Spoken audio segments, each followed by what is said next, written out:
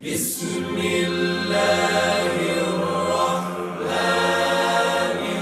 الرحيم ألف لام را تلك آيات الكتاب المبين إنا أنزلناه قرآنا عربيا لعلكم تعقلون نحن نقص عليك أحسن القصص بما أوحينا إليك هذا القرآن وإن كنت من قبله لمن الغافلين إذ قال يوسف لأبيه يا أبت إني رأيت 11 كوكبا والشمس والقمر رأيتهم لي ساجدين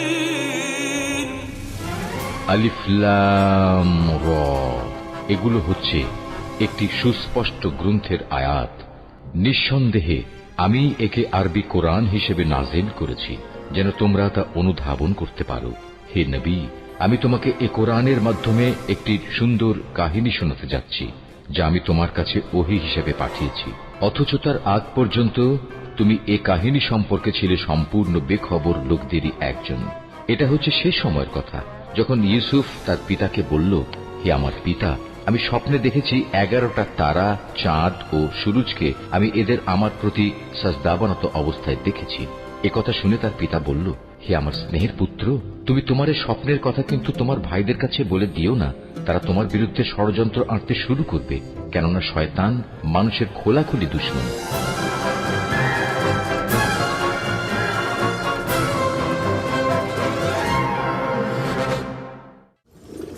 খোদা তাআলার এটাই ইচ্ছা, তুমি হবে বান্দাদের নাজাতের প্রতিনিধি।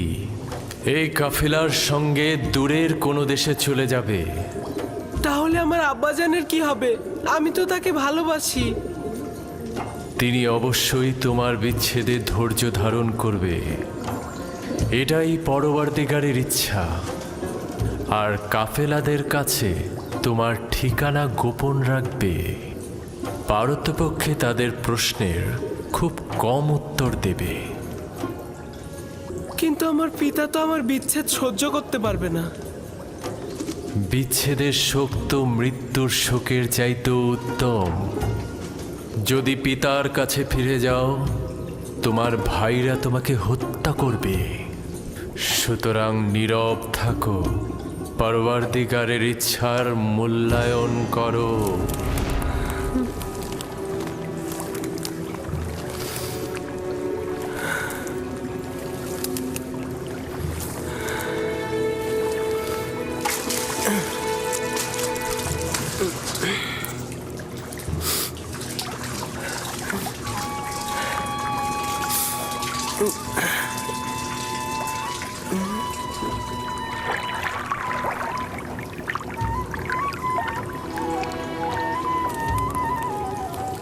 তুমি হলে বান্দাদের নাজাতের প্রতিনিধি। এই আমাকে একটু সাহায্য করো। এটা তো ভারী হলো কি করে?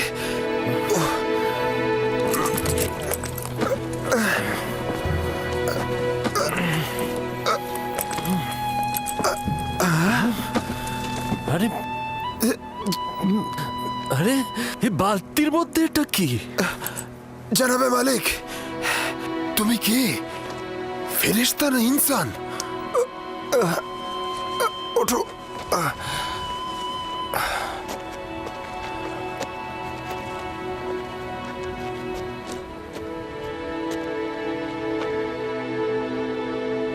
তুমি এখানে কি করছো পুত্র আমার? হে খুদা, এত সুদর্শন বাচ্চা আমি এর আগে কখনো দেখিনি। তুমি কূপের মধ্যে কি করছিলে? কারো জন্য অপেক্ষা করছিলে?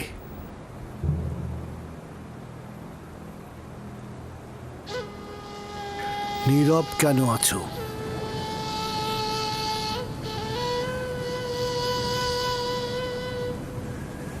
আমার ভাষা বুঝতে পারছো না নাকি ভয় পেয়েছো?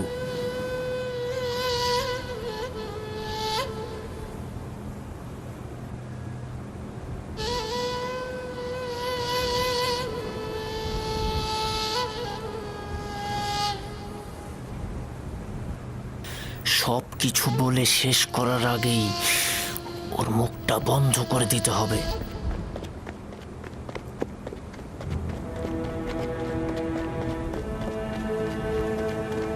শোনো, আমিও এই প্রাণী বংশের সন্তান। তুমি আমাদের দেখে ভয় পেও না বালক। ভয় পেও না পুত্র আমার, এখানে কেউ তোমাকে আঘাত করবে না। কথা বলো, তোমার নাম কি? ইউসুফ। কি আশ্চর্য, তাহলে তো তুমি কথাও বলতে পারো। হ্যাঁ, বলো তো দেখি, কোন শহরের অধিবাসী তুমি? কোন গোত্রের? কার সন্তান?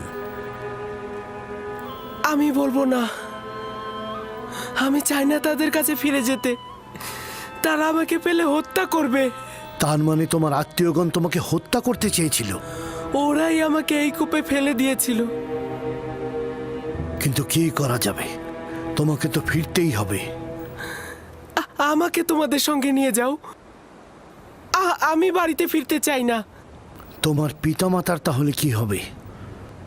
না, আমি পারবো না তোমাকে নিয়ে যেতে। তাহলে আমাকে অনুমতি দাও, আমি এমন জায়গায় চলে যাই যেখানে আমাকে কেউ খুঁজে না পায়।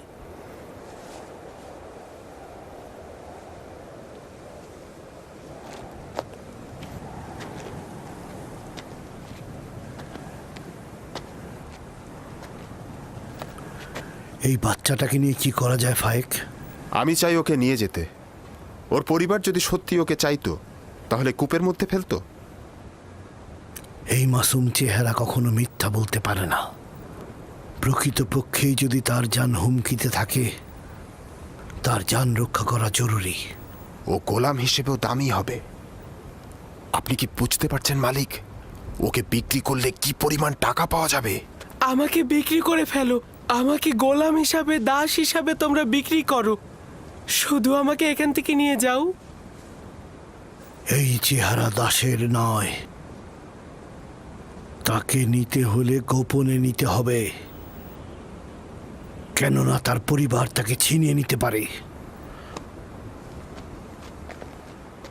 যদি চাও তাহলে তোমাকে আমরা নিয়ে যেতে পারি, কিন্তু তোমাকে লুকিয়ে নিয়ে যেতে হবে, আর সেজন্য আমাদের কৌশল অবলম্বন করতে হবে। পারবে? পারবো। আমরা এখানে কোনো বাচ্চা দেখিনি, ঠিক আছে? আমরা কোনো বাচ্চা টাচ্চা দেখিনি। এই মরুভূমিতে বাচ্চা কি করে আসবে? বাচ্চা কি এখানে থাকে নাকি? পর্যাপ্ত পরিমাণ পানি নিয়ে নাও, যত দ্রুত সম্ভব রওনা দেব।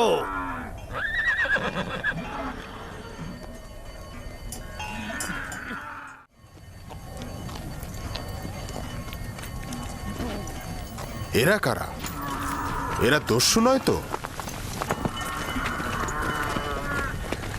সবাই অস্ত্র নিয়ে প্রস্তুত হও।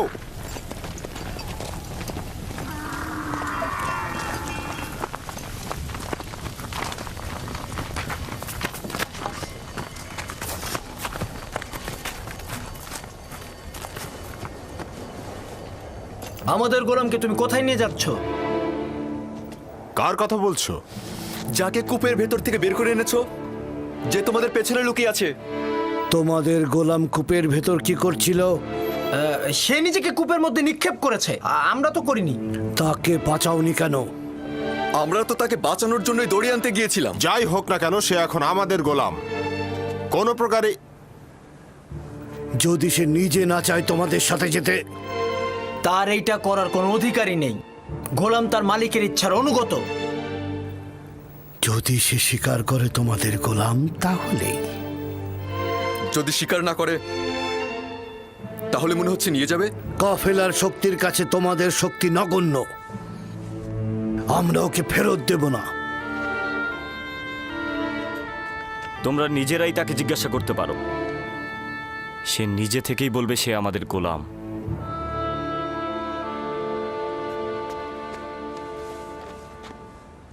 তুমি এদের ভয় পেও না, তোমার কোনো ক্ষতি করতে পারবে না এরা। শুধু বলো, তুমি কি এদের গোলাম? আমাকে মিথ্যা বলার শিক্ষা দেওয়া হয়নি।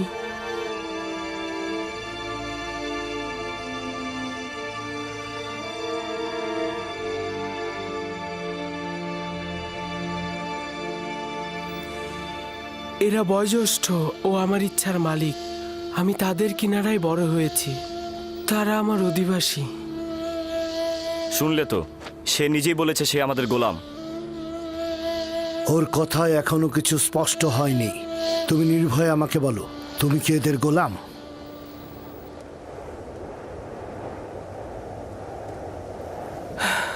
এরা বয়োজ্যেষ্ঠ ও আমার ইচ্ছার মালিক। আমি সুস্পষ্ট উত্তর এখনো পাইনি। আমি তোমাদের ইউসুফকে ফেরত নাও দিতে পারি। শক্তির প্রয়োজন হলেও তাকে নিয়ে যাব। ভুলেও এ কাজ করো না, শুধু শুধু প্রাণটা যাবে। তোমাদের কতলের সংখ্যা আমাদের থেকে কম হবে না। সত্যি করে বলো তো, এই পালিয়ে আসা গোলামের জন্য তোমরা কতটা কতল হবে আর কতটা কতল করবে? থামো সামুন। যদি হাত দ্বারাই গিট খোলা যায় তবে দাঁত কেন? ইউসুফকে মারার স্বপ্ন দেখছো? তোমাদের এই জোরাজোরির পেছনে যে কারণটা আছে সেটা আমি ভালো করে বুঝতে পারছি। যদি চাও তবে এখানেই সবকিছু ফাঁস করে দেব, আর নইলে কাফেলার সঙ্গে ওকে যেতে দাও। আপাতত বিজয়ের পতাকা তোর হাতে, কিন্তু সব সময় তোর সাথে আমার একটা হিসাব হবে।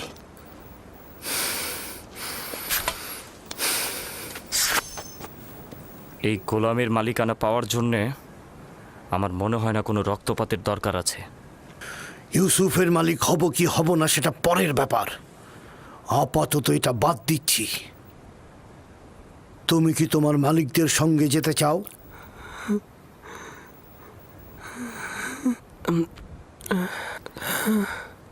কি মনে মনে আমতা আমতা করছিস? যদি রাজি না থাকিস তবে সরাসরি বলে দে।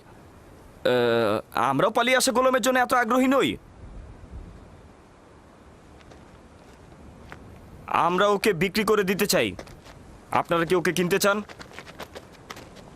হঠাৎ এই সিদ্ধান্ত গ্রহণের কারণ জানতে পারি? কিছুটা তো কারণ আছেই। আমরা ওর পিছনে ঘুরতে ঘুরতে ক্লান্ত হয়ে গেছি, সেজন্য। ওর মূল্য কত চাও? 1000 দিরহাম। যদিও এর চেয়ে সে বেশি মূল্যবান, কারণ সে সুদর্শন ও বুদ্ধিমান। 1000 দিরহাম? তা ওই পালিয়ে আসা ভবঘুরে গোলামের জন্যে? না, আমি এত টাকা প্রদান করতে পারবো না। নেই চাই দিতে পারবো না। যা ছিল সব ব্যবসায়িক জিনিসপত্র কিনে শেষ করে ফেলেছি। ইউসুফকে দূরে পাঠানো আমাদের লক্ষ্য, ব্যবসা নয়। কি সমস্যা? চুপ থাক। কেন আমরা আমাদের লাভ ছাড়বো? হয় ব্যবসায়ীদের কাছে যা আছে তা নিয়ে নাও, নয়তো আব্বাজানের কাছে ইউসুফকে নিয়ে চলো। এবার সিদ্ধান্ত তোমার ওপর। কত দিরহাম আছে?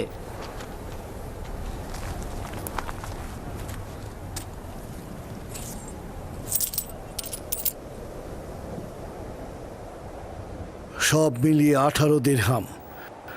জানি ইউসুফের জন্য এটা পর্যাপ্ত নয়। আমাদের এত ইউসুফকে বেশি দামে বিক্রি করার লোভ নেই। হ্যাঁ, ও তো অনেক সস্তা। দুনিয়াতে ওর কোনো মূল্যই নেই। এমনকি আমাদের ভেড়াগুলোর যে মূল্য আছে সেটাও ওর নেই। দেখতেই তো পাচ্ছেন কি করে ব্যবসায়িক উদ্দেশ্য গোপন করে ওকে আমরা স্বল্প মূল্যে বিক্রি করে দিচ্ছি।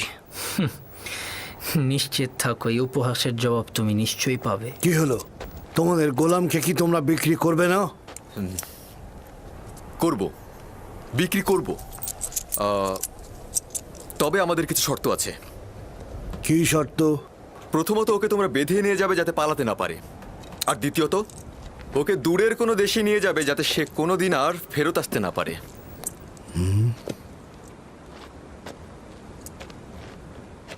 যদি একবারের জন্য তোকে ক্যানানে দেখি আমি, তবে জিন্দা ফিরতে পারবি না।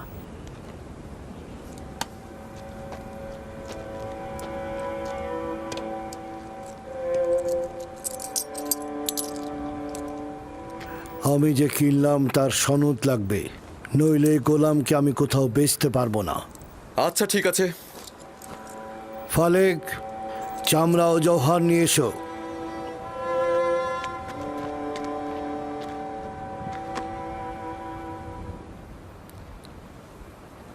চিন্তা করিস না, এরা আমাদের চেয়ে উত্তম। তাদের সাথে চলে যা। এখানে অনেক বিপদ আছে। আমাকে ক্ষমা কর, আমি তোর জন্য কিছুই করতে পারলাম না। এইটা খোদাবান্দেরই ইচ্ছা যে আমি কাফেলদের সঙ্গে যাব, কিন্তু তোমারও ভাইজানদের জন্য আমি চিন্তিত। খোদা তোমাদের রহম করুক। আমি সবার জন্য দোয়া করব। এমন না হয় আব্বাজান আমার বিরহে কষ্ট পাক, তাকে সান্ত্বনা দিও। গোলামের পরিচয় লেখো, আর সদিচ্ছায় যে বিক্রি করলে তাও লেখো। আর ভুলে যেও না সনদের নিচে নাম ও মোহর উল্লেখ করতে হয়। লাবি, বেনিয়ামিনের প্রতি যত্ন নিও। তোকে একটু আদর দিতে ইচ্ছে করছে, কিন্তু এরা তো আমাকে সন্দেহ করবে। নিজের দিকে খেয়াল রাখিস, খোদাবান তোর পাশে সব সময় আছে। নিজেকে তার উপর ছেড়ে দে, সে অতীতের ন্যায় তোকে সব সময় হেফাজত করবে।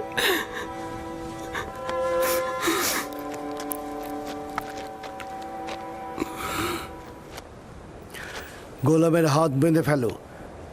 যদি পালিয়ে যায় তো তুমি দায়ী থাকবে। সনদটি সিন্ধুকের মধ্যে রাখো। আমরা এখনই রওনা হব।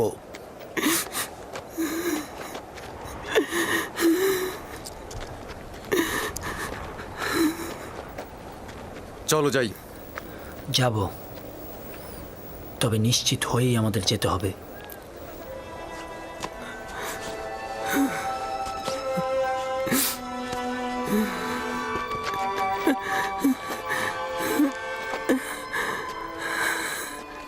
রওনা করো, চলো যাই।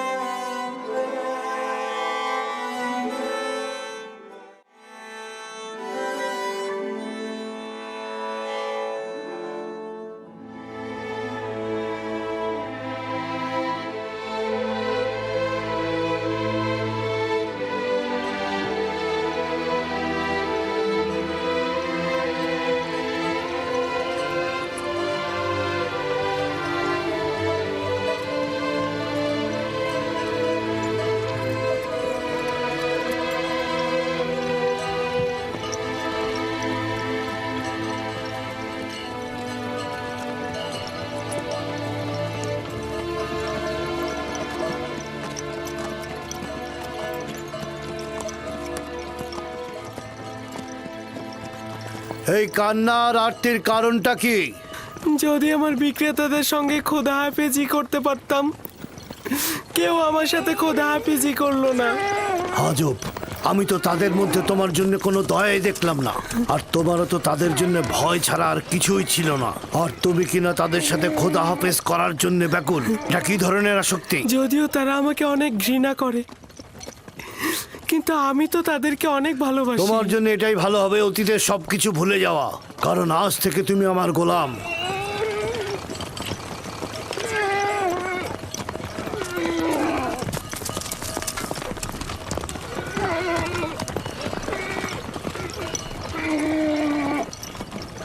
গোলামের বিক্রেতারা আমাদের অনুসরণ করছে না তো?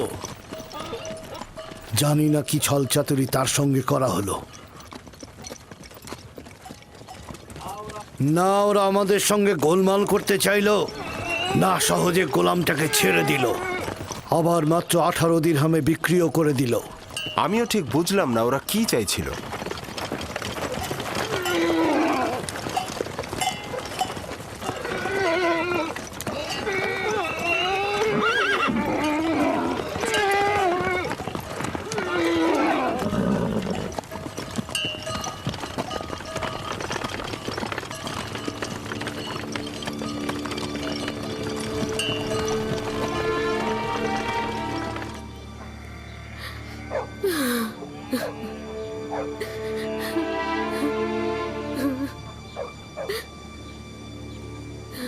অনুভব করছি ইউসুফের অবস্থা ভালো নয়। বুকের মধ্যে খুবই কষ্ট হচ্ছে আমার।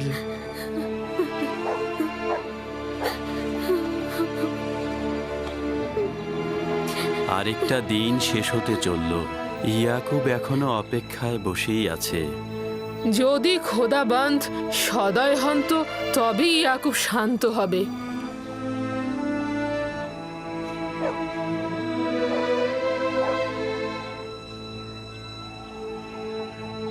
আমার মনে হচ্ছে এই ঘটনার জন্য আমিই দায়ী। খোদাবন্দ আমাদের ক্ষমা করুক। আমি শুধু চেয়েছিলাম ইউসুফ যেন নেতৃত্ব না পায়, ও কতল হোক এটা আমি চাইনি।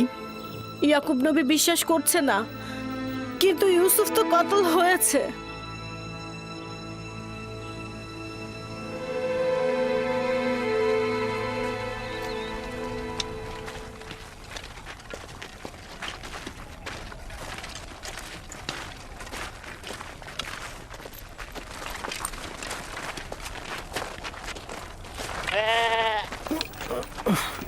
কি হলো?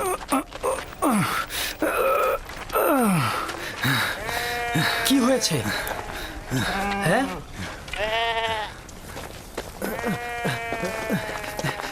নেকড়ে হামলা করে অনেকগুলো ভেড়া মেরে ফেলেছে। তাহলে তুই এখানে কি করছিলি? মরে গিয়েছিলি?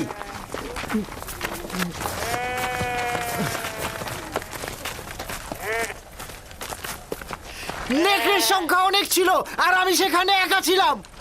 কয়েক দিক থেকে আক্রমণ করেছে, এখানে আমার দোষটা কি? আজ পর্যন্ত নেকড়ে একটি ভেড়াকেও মারতে পারিনি, আজ এমন কি হলো? আরো অনেক কিছু ঘটবে। এখন থেকে আরো অনেক বালা মুসিবতের জন্য অপেক্ষা করো। একে একে আরো অনেক বাধার সম্মুখীন হব আমরা। এটা তো মাত্র শুরু, আরো কত বাকি আছে। নেকড়েগুলো যে আমাদের হামলা করেনি এটাই তো অনেক। আমি তোর কথা সহ্য করতে করতে ক্লান্ত হয়ে গেছি।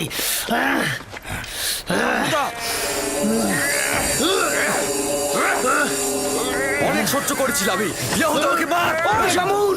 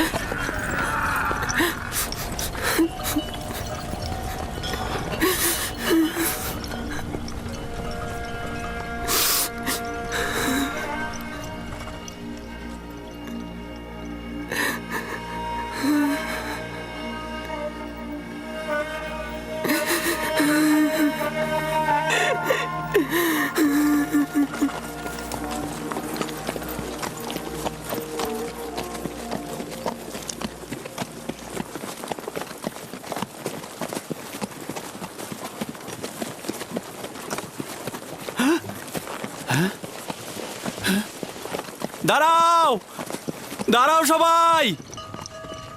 এব্রানি গোলাম পালিয়েছে! দাঁড়াও সবাই!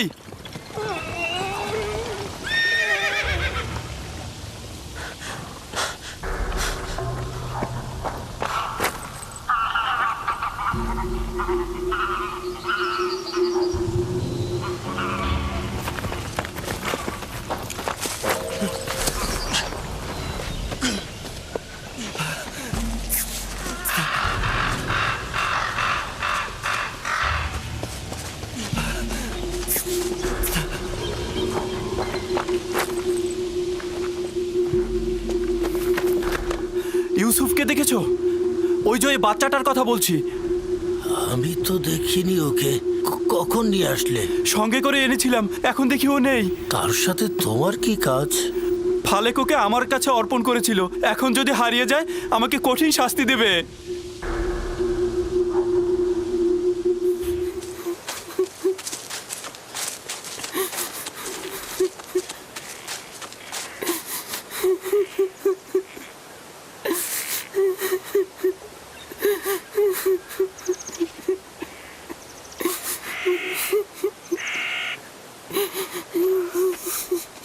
পালিয়ে আসিস এখানে, আমার হাত থেকে পালাবি?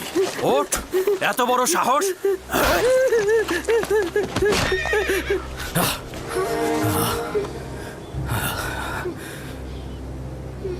কি হলো আমার?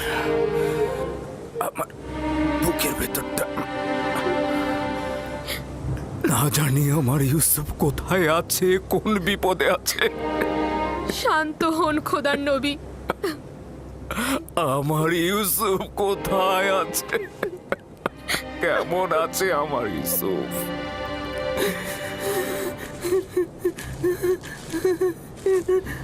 এখন দেখি তুই কি করে পালিয়ে যাস।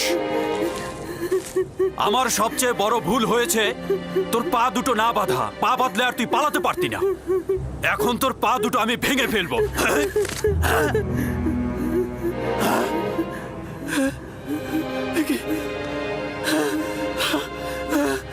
আমার হাত, আমার হাত।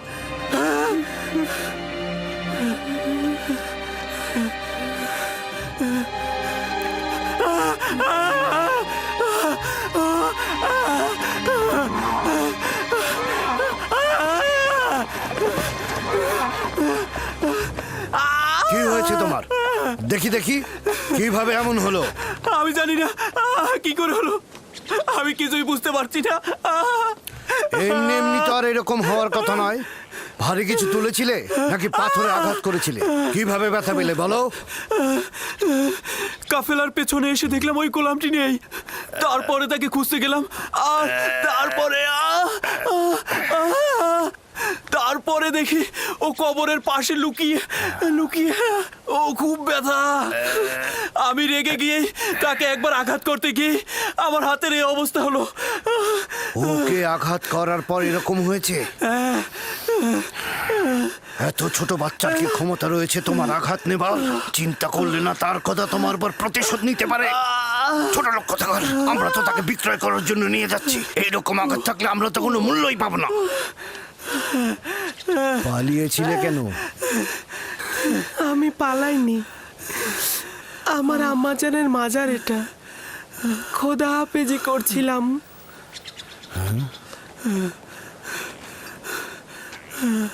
গোলামের নাম নিশানা নেই, কিন্তু জাঁকজমকপূর্ণ কবর দেখছি। গোলামের মায়ের কবর তো এরকম হতে পারে না। তুমি কে বলো তো?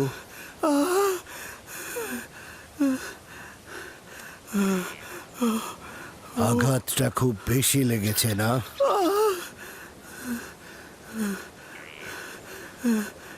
তুমি কি জানো তুমি পালিয়ে গেলে ওর উপর কি ঝড়টাই না যেত?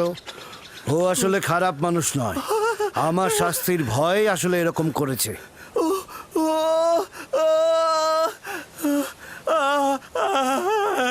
তাকে কি তুমি এখন ঘৃণা করছো? আমাকে ঘৃণা করতে শেখানো হয়নি। সাব্বাস পুত্র। যদি তাকে তুমি ক্ষমা করো তাহলে আমি তোমার বাঁধন খুলে দেব। আমাকে আর আঘাত করবে না তো?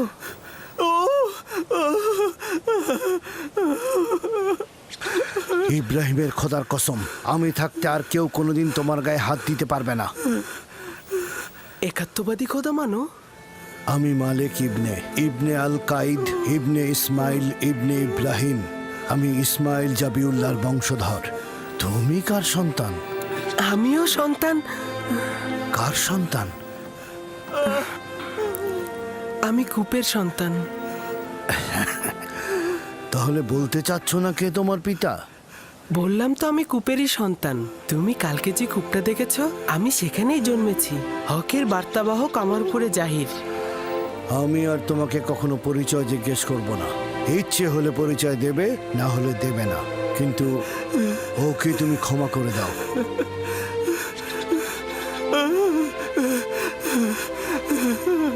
আমি অনেক আগেই তাকে ক্ষমা করে দিয়েছি। সাবাস পুত্র আমার, মায়ের কাছ থেকে বিদায় নাও, আমরা রওনা দেব।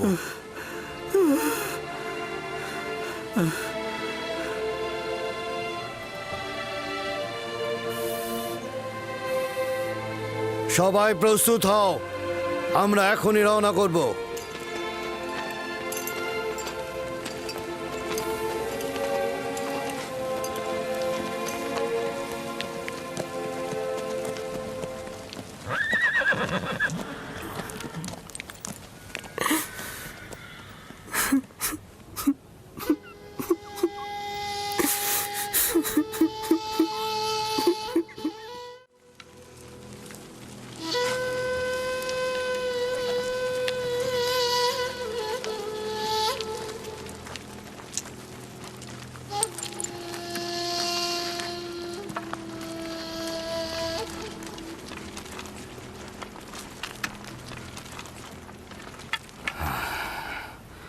ইউসুফের কোনো খোঁজ পেয়েছো?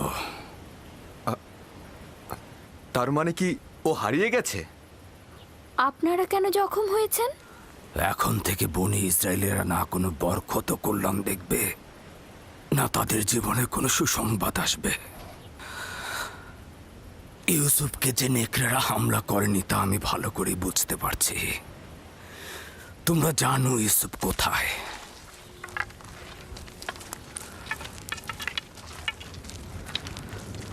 লাবি, আমি তোমার কাছে ইউসুফকে অর্পণ করেছিলাম। তুমি না থাকলে আমি ইউসুফকে মরুভূমিতে পাঠাতাম না। তুমি কেন লক্ষ্য রাখলে না? লাভি, ইউসুফ কোথায় বলো? আমি জানি তোমরা জানো ইউসুফ কোথায়। বলো ইউসুফ কোথায়? আমার ইউসুফকে এনে দাও, আমার ইউসুফকে এনে দাও, ইউসুফকে এনে দাও আমার। আমার ইউসুফ কোথায়? কোথায় আমার ইউসুফ? আমার ইউসুফকে এনে লিয়া, দাও, এসব বন্ধ করো। আমার ইউসুফকে এনে দাও, আমার ওকে ছেড়ে দাও লিয়া, ছেড়ে দাও। এসব ইউসুফ, কি লাভ আর? আমার এসব ইউসুফ। করে কোনো লাভ নেই। ছেলেটার কিছু বিষয় আমার অদ্ভুত লেগেছে, জানি না তোমরা লক্ষ্য করেছো কিনা। তুফানে পথ হারিয়ে না ফেললে আমরা কিন্তু এ পথে আসতাম না, আর ঘোড়াগুলো যদি কূপের কাছে থেমে না যেত আমরাও থামতাম না, আর যদি তৃষ্ণার্ত না হতাম তাহলে পানীয় উত্তোলন করতাম না। এই সব কিছু খোদার ইচ্ছায় ঘটেছে, নইলে এই গোলাম আমাদের নসিবে আসতো না। যা তোমার রিজিকে থাকবে তা তুমি পাবেই, সেটা তুমি চাও বা না চাও। এর মধ্যে আবার কিছু জিনিস আছে যেটা একেবারে তোমার হাতে তুলে দেয়া হবে, যেটা তোমাদের নিজেদের কিসমত, যা খোদাবান্দা স্বয়ং নির্ধারণ করে দিয়েছেন সেটার কাছে পৌঁছতে পারো। খোদা তাআলার অশেষ রহমতে এই সফরে এই গোলাম আমাদের নসিবে ছিল।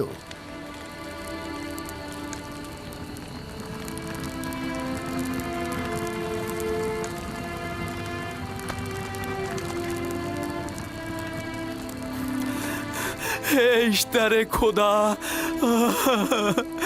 আমাকে নাজাত দাও। হে ইশতারে খোদা, আমাকে নাজাত দাও।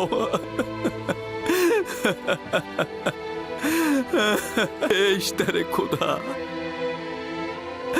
আমাকে নাজাত দাও। আমি আর পারছি না, নাজাত দাও।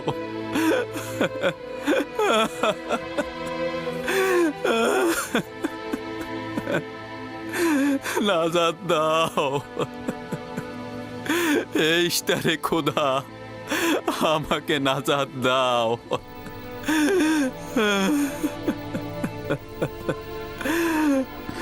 হে মহান ইশতার, নাজাত দাও। আমাকে নাজাত দাও, এই ব্যথা আমাকে কতল করে দিচ্ছে। আমাকে নাজাত দাও, এই ইশতারে খোদা, এই ব্যথা থেকে মুক্তি দাও।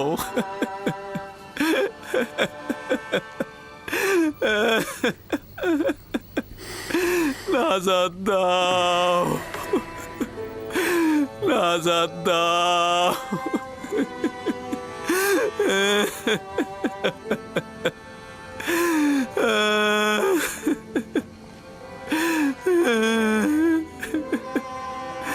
আমাকে এই ব্যথা আমাকে কতল করে দিচ্ছে, আমাকে মুক্তি দাও, মুক্তি দাও।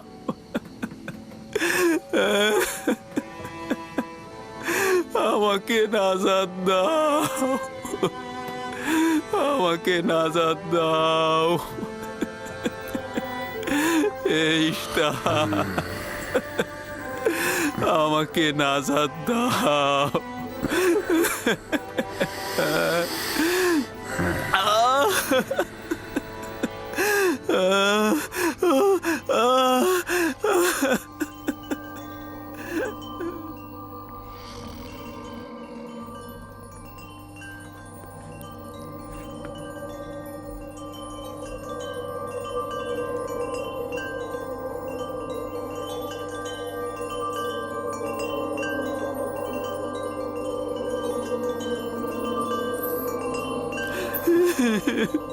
আমাকে মুক্তি দাও, এই ব্যথা থেকে মুক্তি দাও। ও, এই ব্যথা আমাকে কতল করেছে, আমাকে নাজাত দাও।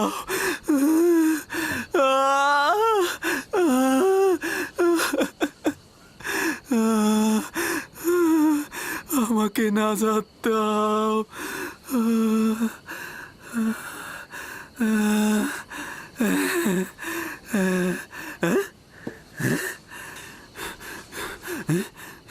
তুমি কি করলে?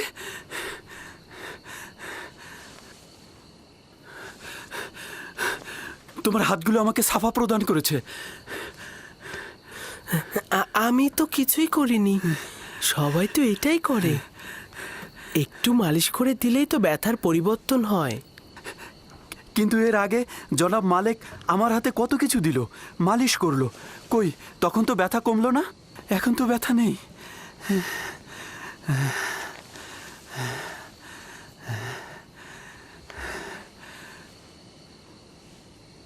আসমানের দিকে তাকিয়েছিলে, তুমি কি তারকা পূজারী? তারকা যা দিনের বেলায় দেখা যায় না, তাকে কি পূজা করা যায়? যদি তাই হয় তাহলে চন্দ্র আর সূর্যকেও পূজা করো না, কেননা চন্দ্র দিনের বেলায় আর সূর্য রাতে অদৃশ্য হয়ে যায়। এই সব কিছু সৃষ্টির মূলেই আমার খোদা, তিনি অনন্তকালের খোদা, এক এবং অদ্বিতীয়। তুমি দেখছি ছোটকাল থেকেই আমাদের খোদার চেয়ে আরো উত্তম খোদা নির্বাচন করেছ। তোমার খোদা এমনই, যিনি তোমাকে ভালোবাসেন, আবার তোমার দোয়াও কবুল করে নেন। আর এটাও নাকি মাবুদ? কত কষ্ট সহ্য করলাম, এত আহাজারি করলাম, কিন্তু কিছুই করতে পারলো না। তুমি আমার ব্যথা লাঘব করেছো, আমি তোমার কাছে কৃতজ্ঞ।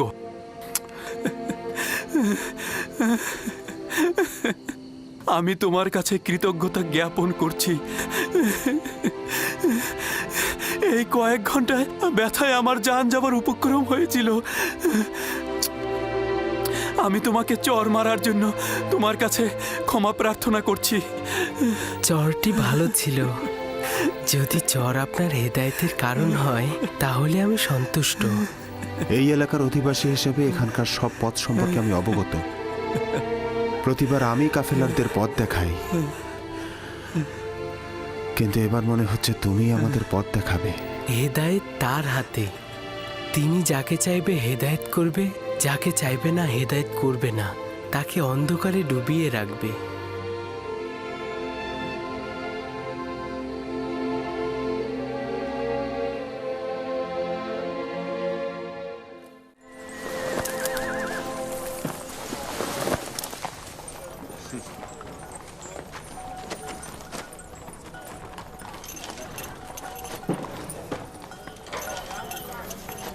আমি জানি না এই ছেলেটি কে, কিন্তু গত রাতে ওকে দোয়া পড়ে কাশ্মীরকে সাফা দিতে দেখেছি। ওর আসমানে খোদার কাছে ওর দোয়া কবুল হয়। সম্ভবত ও খোদার আশুলিয়া। কাশ্মীরের সাফা প্রাপ্তির সঙ্গে ওর খোদার আশুলিয়া হওয়ার সম্পর্ক নেই। গতকালই তো বলেছিলাম ইউসুফ যদি ওকে ক্ষমা করে তাহলে সে সাফা পাবে। কিন্তু আপনি আমার খোয়াবকে কি বলবেন? আমি খোয়াবে দেখেছি ও যেদিক দিয়ে যাচ্ছে সেদিকে সবুজ গাছে ভরে যাচ্ছে। খোয়াব তো কোনো মানদণ্ড হতে পারে না। তুমি একাত্মবাদী খোদাকে চেনো না। কেউ যদি জুলুম করে সে শাস্তি পাবেই। তাকে অবশ্যই খোদাবন্ধ শাস্তি দেবে, হয় এই দুনিয়ায় নয়তো পরের দুনিয়াতে। জুলুমকারীর শাস্তি অবশ্যই হবে।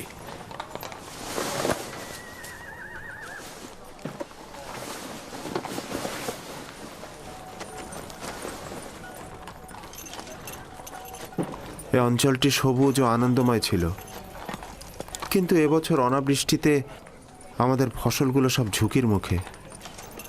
আমি এই অঞ্চলের বাসিন্দা। যদি বৃষ্টি না হয় তাহলে দুর্ভিক্ষে সব শেষ হয়ে যাবে।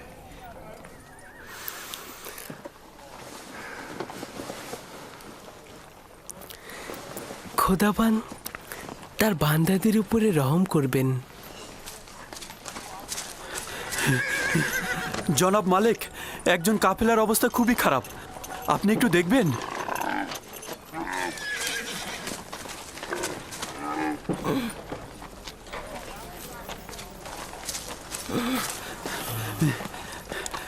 জনাব মালিক, উনি আগে থেকে বিমার ছিলেন, কিন্তু আজকে খুবই খারাপ অবস্থা। তার অবস্থা তো সত্যিই অনেক খারাপ।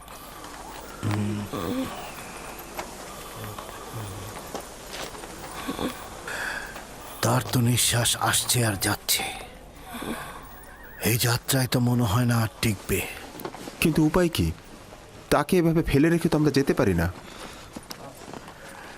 গতিময় বিছানা তৈরি করো আর সেটা গাধার পিঠে বেঁধে দাও। গাধায় কাফেলাকে অনুসরণ করবে। আপনি ভালো হয়ে যাবেন বাঁচা মরা খোদার হাতে।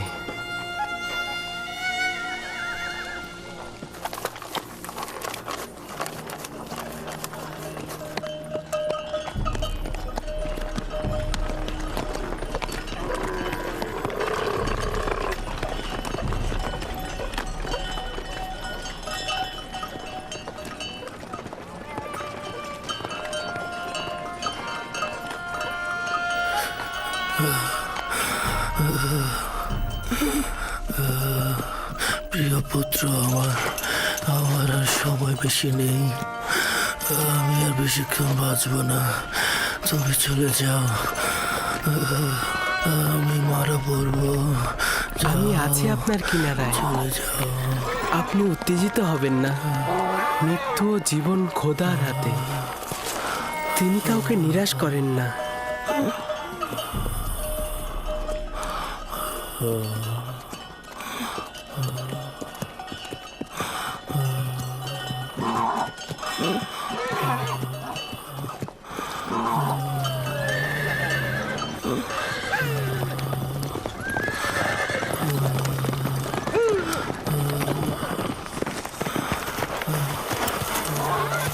তুমি রোগীর সঙ্গে সঙ্গে কেন হাঁটছো? আমিও নিষেধ করেছি, কিন্তু আমার কথা শুনছিই না। আমি তাকে একা রেখে যেতে পারবো না। আপনি অনুমতি দিন, আমি তার সঙ্গে থাকবো। তার বিমারি কঠিন পর্যায়ে গিয়েছে, এখানে তো তোমার কিছু করার নেই। খোদাবান সাহায্যকারীদের ভালোবাসে, আপনি চিন্তিত হবেন না। লক্ষ্য রেখো ওর দিকে।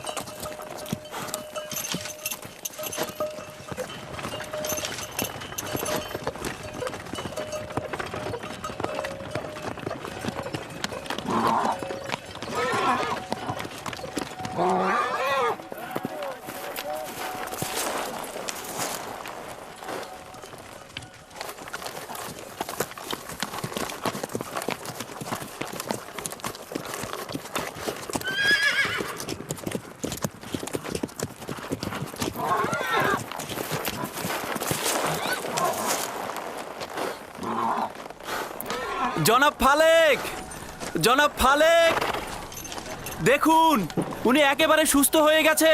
উনি মৃত্যুর কোল থেকে নাজাত পেয়েছেন। দেখুন কি অদ্ভুত ঘটনা, উনি একেবারে সুস্থ হয়ে গেছেন। আপনি সত্যিই সুস্থ? দেখতেই তো পাচ্ছ, আমি দাঁড়িয়ে আছি। তুমি ওনাকে সাফা দিয়েছো? আমি? যেভাবে কাশ্মীরের হাতকে সাফা দিয়েছিলে? খোদাবান সাফা দিয়েছে, আমি তো শুধু দোয়া করেছি।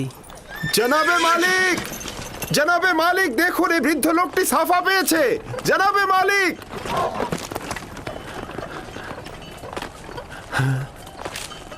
আচ্ছা তুমি এই বিমার লোকটির সাথে থাকার জন্য কেন জোরাজুরি করছিলে?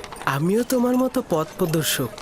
ভালো প্রদর্শক সেই যে সুস্থভাবে কাফেলারদের মাকসাদে পৌঁছে দেয়।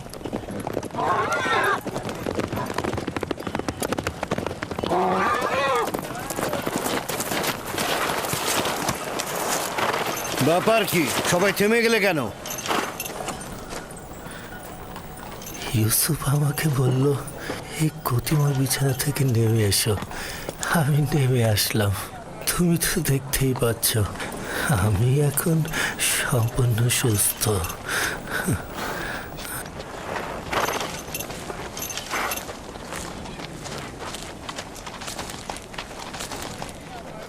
আরে আপনি তো সুস্থ হয়ে গেছেন। ইউসুফ আমার জীবন বাঁচিয়েছে, আমি ওর কাছেই ঋণী। ও যদি আমার সেবা যত্ন না করতো নিঃসন্দেহে আমি এতক্ষণে মারা পড়তাম। আমি তো শুধুমাত্র আপনাকে সামান্য যত্ন করেছি, এইটা তেমন কিছু নয়। উনি তো একেবারে মৃত্যু সজ্জায় ছিলেন, ওনার বাঁচার কোনো আশাই ছিল না।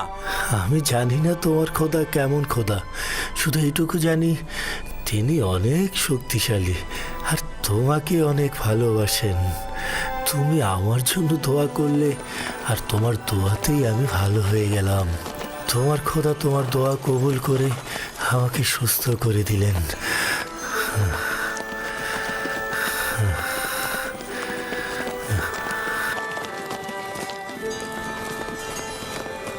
সবাই রওনা করো।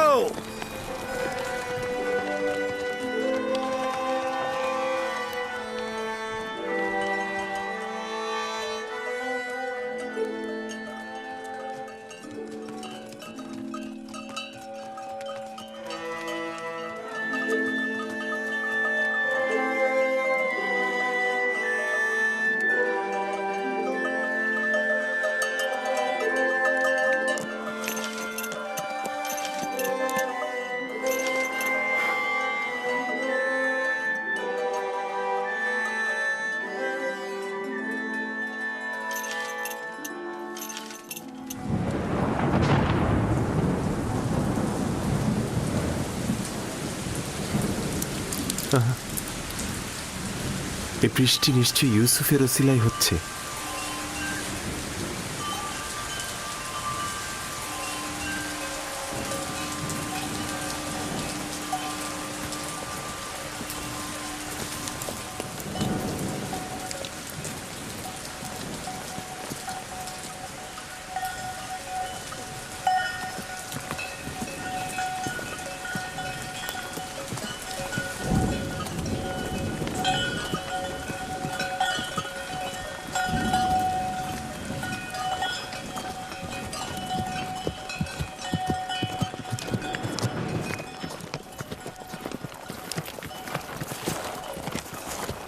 ওই সামনে মিশরের সীমানা, খুব বেশি সময় লাগবে না, অর্ধ দিনের মধ্যেই আমরা ওইখানে পৌঁছাবো।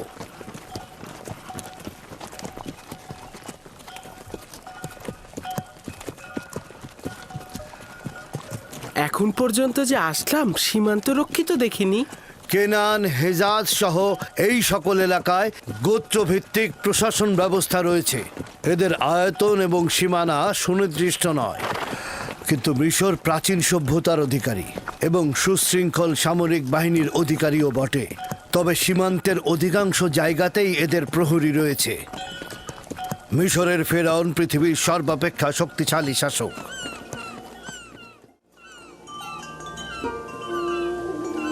খোদাবান, আমি নিজেকে তোমার উপরে অর্পণ করেছি। এখানে তুমি ছাড়া আমার আর কেউ নেই।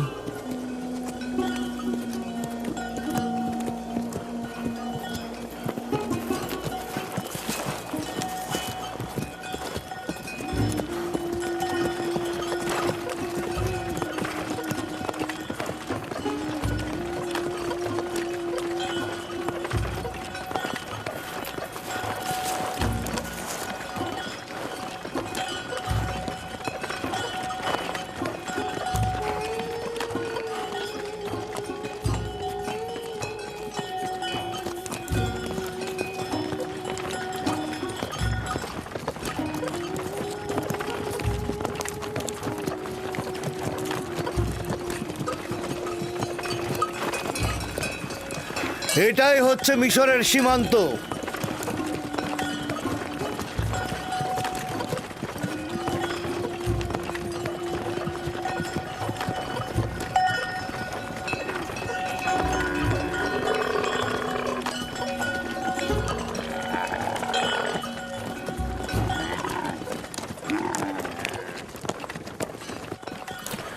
জানি না কোথায় যাচ্ছি।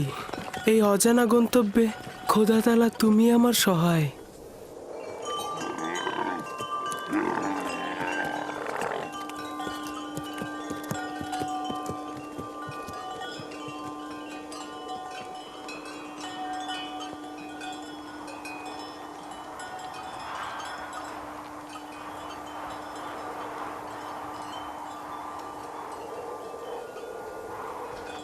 এই দাঁড়াও, তোমরা কারা? কোথা থেকে এসেছো? মালেক ইবনে জার, বাবেল থেকে।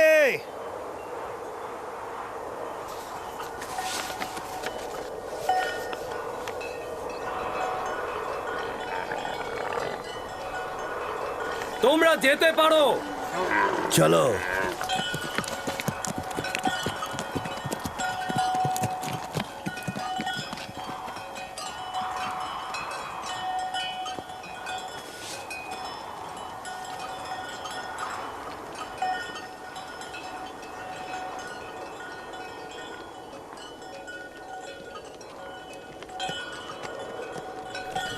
ওরা কি আপনাকে চেনে? হ্যাঁ, চিনবে না কেন? আমরা অনেক বছর ধরেই মিশরে ব্যবসার কাজে যাই। মিশর অনেক প্রাচীন আর সুসভ্য দেশ। শাম আর ক্যাননের সাথে মিশরের পার্থক্য অনেক। আজব ধরনের পোশাক পরেছিলেন, তাই না? হ্যাঁ, ওদের মাথার মুকুটটা একদম গোখরো সাপের মতো। এটা সর্পের ভূমি বলে প্রসিদ্ধ। মিশরবাসীদের ধারণা যে একটা আজদাহা সাপ এই ভূমিকে রক্ষা করে চলেছে।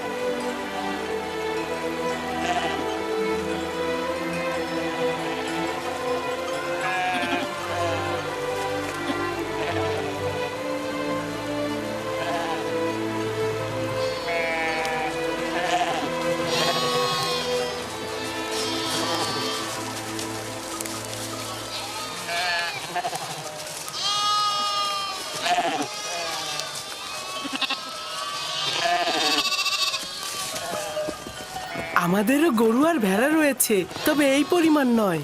এরা অনেক সম্পদশালী, না? এই যত সবুজ ফসলি জমি আর পশুর পাল দেখছো, সবকিছুর মালিক ওদের দেবতা আমুন। মানে আসলে মন্দিরই এগুলোর মালিক। বাকিটার মালিক ওদের রাজা আমুন হতে। এখানে জনগণের নিজের কোনো সম্পত্তি নেই। তার মানে মিশরের খোদার গরু আর ভেড়া রয়েছে? সবকিছু ওই খোদারই, কোনো আপত্তি নেই তো? প্রকৃত খোদা তিনি, যিনি সবকিছু সৃষ্টি করেন, কিন্তু নিজের জন্য নয়।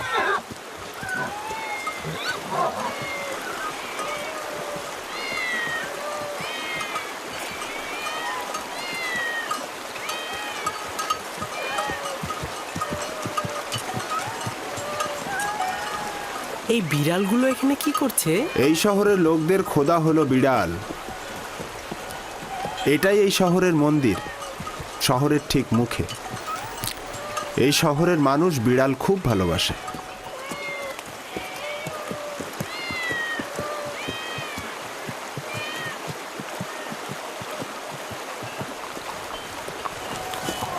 কি ব্যাপার, আমার দিকে ভাবে তাকিয়ে আছো কেন? আমি কিন্তু বিড়াল পূজারী নই। আর অন্য সবার খোদা তোমার খোদার মতন ত্রুটিহীন আর অতুলনীয় নয়। জনাবে মালিক, এই শহরের খোদা হচ্ছে বিড়াল, তারা আবার খাবারও খায়। খুব বেশি অবাক হয়েও না, এই অঞ্চলের খোদারা জীব জন্তু চারণভূমি এমনকি স্ত্রী সন্তানেরও মালিক।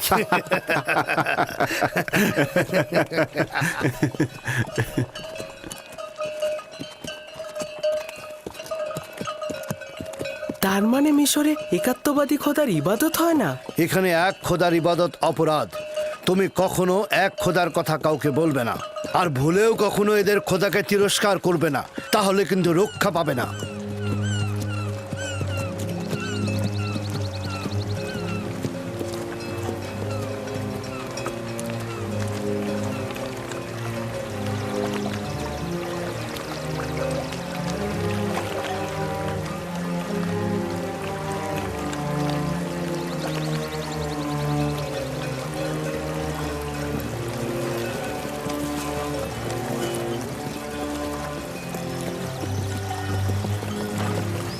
কত বড় নদী! এটা কি নীল নদ? এটা ছোট নীল, নীলেরই একটা শাখা। নীল নদ এর চেয়ে আরো অনেক বড় আর পবিত্র।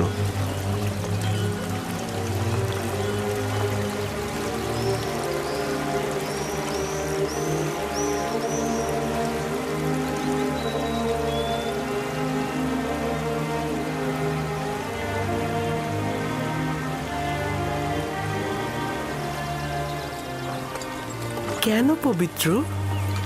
মিশরের লোকজন সবকিছুই নীল নদ থেকে পেয়েছে। নীল নদ না থাকলে মিশরও থাকতো না। তবে এখনো কেউ এই নীলের সূচনা স্থল দেখেনি। বলা হয় মিশরের খোদা এর উৎপত্তি স্থলটা জানেন। এই নদী দক্ষিণ দিক থেকে উত্তরে প্রবাহিত হয়েছে এবং ভূমধ্য সাগরে গিয়ে মিশেছে।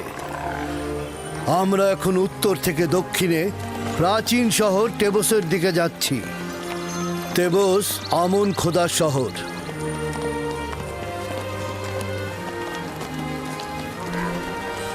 নীলের ওই পাশটা পশ্চিমে মৃত ব্যক্তিদের দুনিয়া। ওই যে বড় পিরামিডগুলো মিশরের ফেরাউনের সমাধি। এটাকে মমফিস বলা হয়। এই জায়গা থেকে নীল নদ বিভিন্ন শাখা প্রশাখায় বিভক্ত হয়েছে।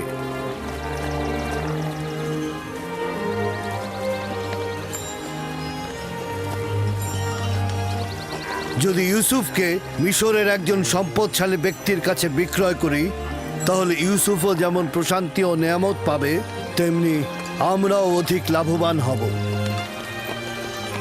আফসোস, যদি ইউসুফকে বিক্রি না করা লাগতো। সেটা সম্ভব নয়।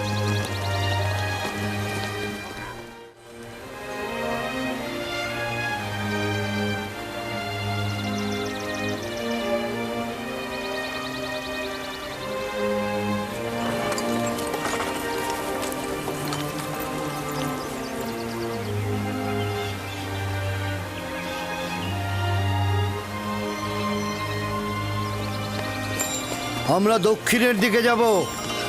সম্মুখে একজন মৃত ব্যক্তির সমাধি দেখা যাচ্ছে। ওই যে পশ্চিম দিকে দেখো। এই নৌকাটি মিশরের প্রাচীন ঐতিহ্যের প্রতীক। কোনো সম্ভ্রান্ত ব্যক্তি মারা গেলে এইভাবে নৌবহর সাজিয়ে নদী পরিভ্রমণ শেষে নির্ধারিত স্থানে তাকে সমাহিত করা হয়। ওই যে দূরে অনেকগুলো দরজা দেখছো, ওটা এই নগরীর প্রধান ফটক। আমরা ওই পথ দিয়ে প্রবেশ করব।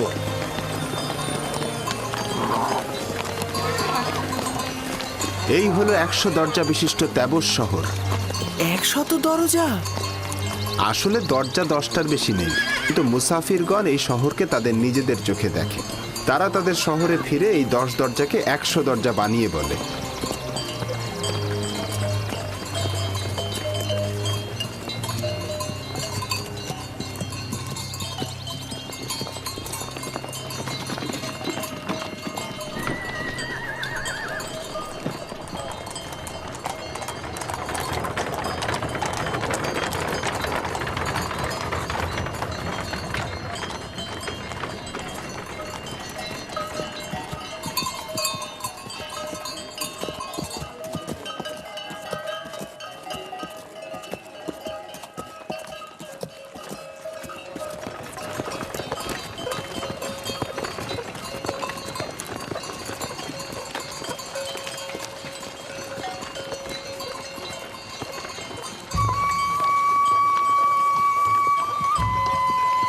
মালিক ইবনে জার, বাবেল থেকে।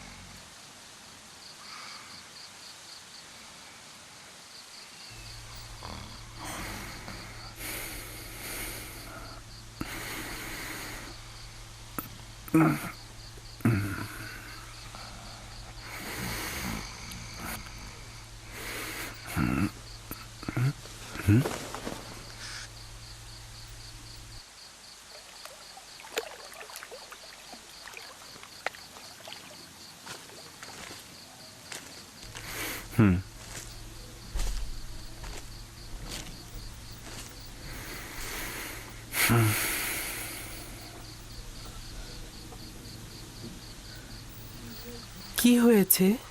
কেন ঘুমাচ্ছেন না? আমার ভয় লাগছে তুমি পালিয়ে যাবে।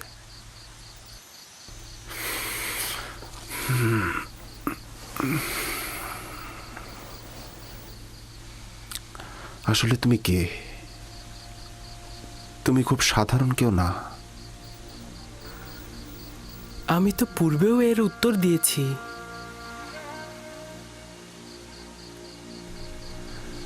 আমার খোদা তোমার খোদার থেকে দুর্বল আর অক্ষম। তোমার খোদার সম্পর্কে বলবে?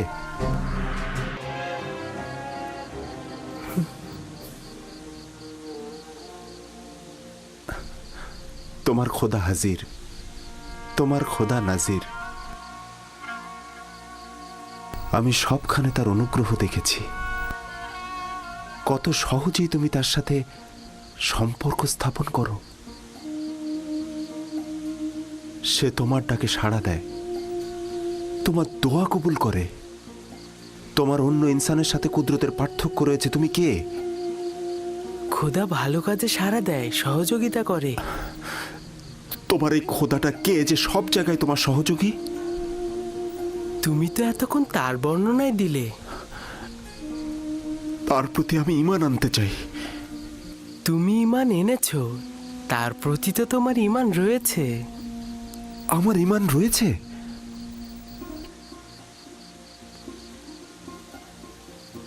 তুমি আমার খোদাকে সবখানে হাজির দেখেছো, তাকে সব কর্মে শক্তিশালী জানো। তোমার দৃষ্টিতে সে সকলের আশ্রয়দাতা, উত্তরদাতা। নিজের খোদাকে তুমি দুর্বল ও অক্ষম আখ্যায়িত করেছো, এগুলোই ঈমান। তার মানে আমিও তোমার মতো এক খোদার ইবাদতকারী? কাশ্মীরের সাফা পাওয়ার রাতেই তুমি ঈমান এনেছিলে। আমি তো তোমার কথা শুনে বুঝতে পেরেছিলাম। তুমি কে? সত্যি করে বলো, তুমি কে? তুমি আমাদের সম্পর্কে এত অবগত। তোমাকে তোমার এক খোদার কসম, সত্যি করে বলো তুমি কে? বলো। কসম দিও না, বলার অনুমতি নেই আমার। আমার ইচ্ছায় কিছুই হচ্ছে না, সব কিছু খোদা তাআলার ইচ্ছাই হচ্ছে। এবং সেই পবিত্র ইচ্ছা পূরণের জন্যই তিনি আমাকে মিশরে এনেছেন। পবিত্র ইচ্ছা? আমাকে কিছুটা তো বলো। আমি জানি না, ভবিষ্যতে অবশ্যই জানবেন। আমি চাই না মালিক তোমাকে বিক্রি করুক। আমি অবশ্যই বাধা দেব। খোদাবান সব বিষয়ে অবগত। যদি তিনি আমাকে গোলাম হিসেবে চান, আমি রাজি।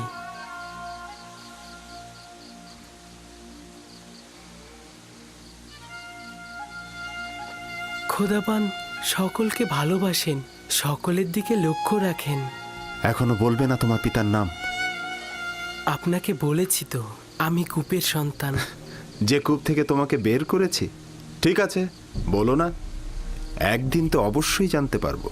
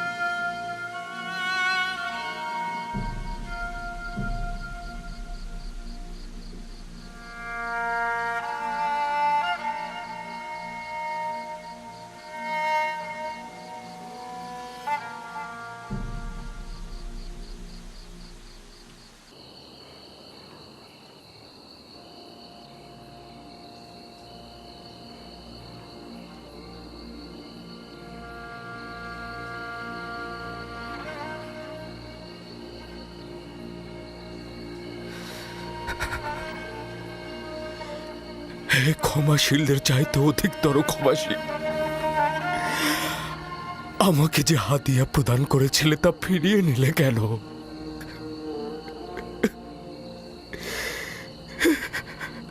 বিজ্ঞজনেরা যা প্রদান করে তা ফিরিয়ে নেয় না, তুমি এটা ফিরিয়ে নিলে কেন? আমার ইউসুফকে তুমি ফিরিয়ে দাও। হে খোদা, আমার ইউসুফকে ফিরিয়ে দাও।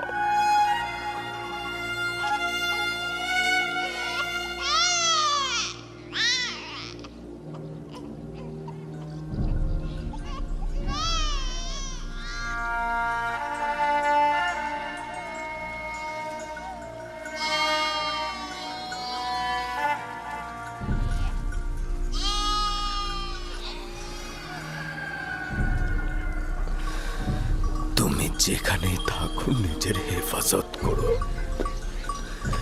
আমার বিশ্বাস তুমি এখনো জীবিত আছো।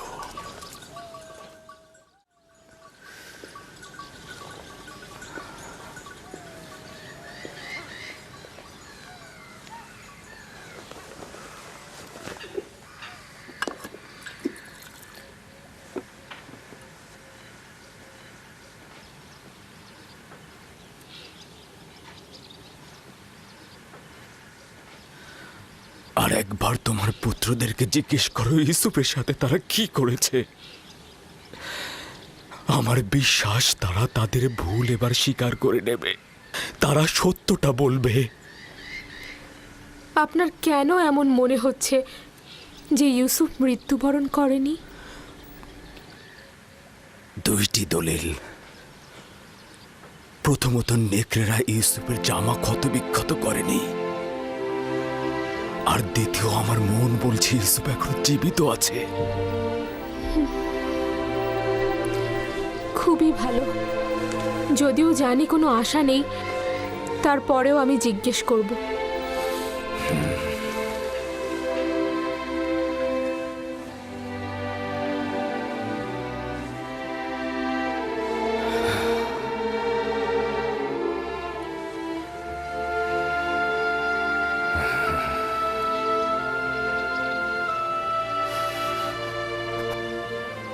আমি চাই তারা তাদের ভুল স্বীকার করে তওবা পড়ুক। সম্ভবত খোদা তারা তাদের গুনাহ মাফ করে দেবে। নিজের চোখে দেখিনি, কিন্তু সবকিছু দেখে আমাদের মনে হয়েছে ইউসুফকে নেকড়েরাই খেয়েছে। আর এটা কতবার বলবো? যদি দরকার হয় তাহলে 1000 বার বলবে তুমি। তুমি যদি ছোট থাকতে তাহলে মিথ্যে বলার জন্য তোমাকে চাবুক পেটা করতাম। যদি নেকড়েরা ইউসুফকে ছিন্ন ভিন্ন করে থাকে তাহলে তার পিরান কি করে ঠিক থাকলো? আরে বাবা, তা আমরা কি করে বলবো? আমরাও তো বুঝতে পারছি না এটা কি করে ঘটলো। তোমাদের সবাইকে অভিশাপ দিচ্ছি, তোমরা সবাই মিথ্যে বলছো। নেকড়েরা ইউসুফকে কিচ্ছু করেনি। মানুষরূপী নেকড়েরা ইউসুফকে ছিঁড়েছে, মানুষরূপী।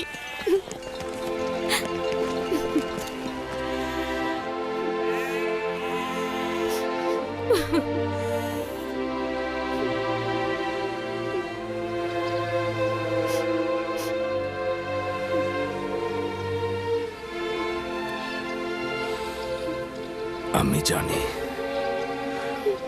ওরা আবারও বলেছে নেকড়ে ইউসুফকে খেয়ে ফেলেছে।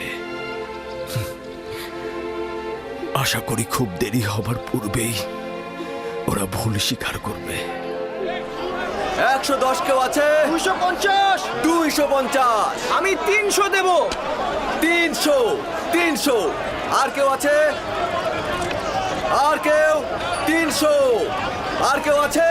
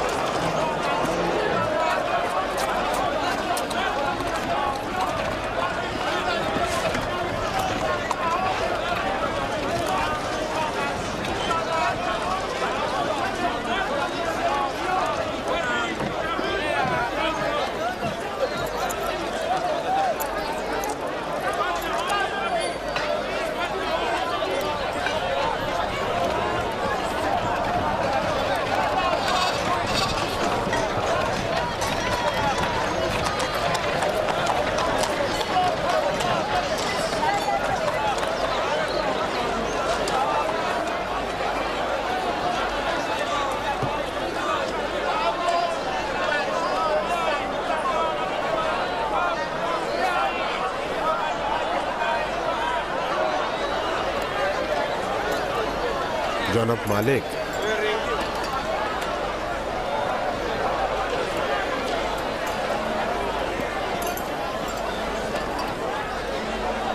ওকে বিক্রি করবেন না।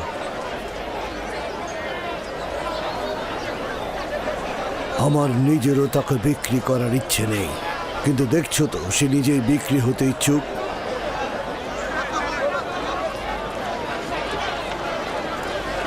এই গোলামটার মূল্য কত? আমি দাস বিক্রি জানি না, কিন্তু এটা জানি যে সে খুবই সুদর্শন এবং মেধাবী। সে শিক্ষিত, সেই জন্য তার মূল্য অনেক উচ্চতর হয়েছে। আমি তাকে সস্তায় বিক্রি করব না। সে কিন্তু মন্দিরের জন্য খুব ভালো খেদমতকার হবে। এরকম সৌম্য চেহারার খেদমতকার হলে সবাই কিন্তু আকৃষ্ট হবে। ওকে আমাদের খরিদ করতেই হবে। 50 থেকে শুরু করি, কি বলেন? 50 দেব, বিক্রি করবে? তার মূল্য এর চাইতে অনেক বেশি জনাব। 100 দেবন দেব। এর থেকেও বেশি প্রাপ্য। বেশি দেবার প্রস্তাব কারো আছে?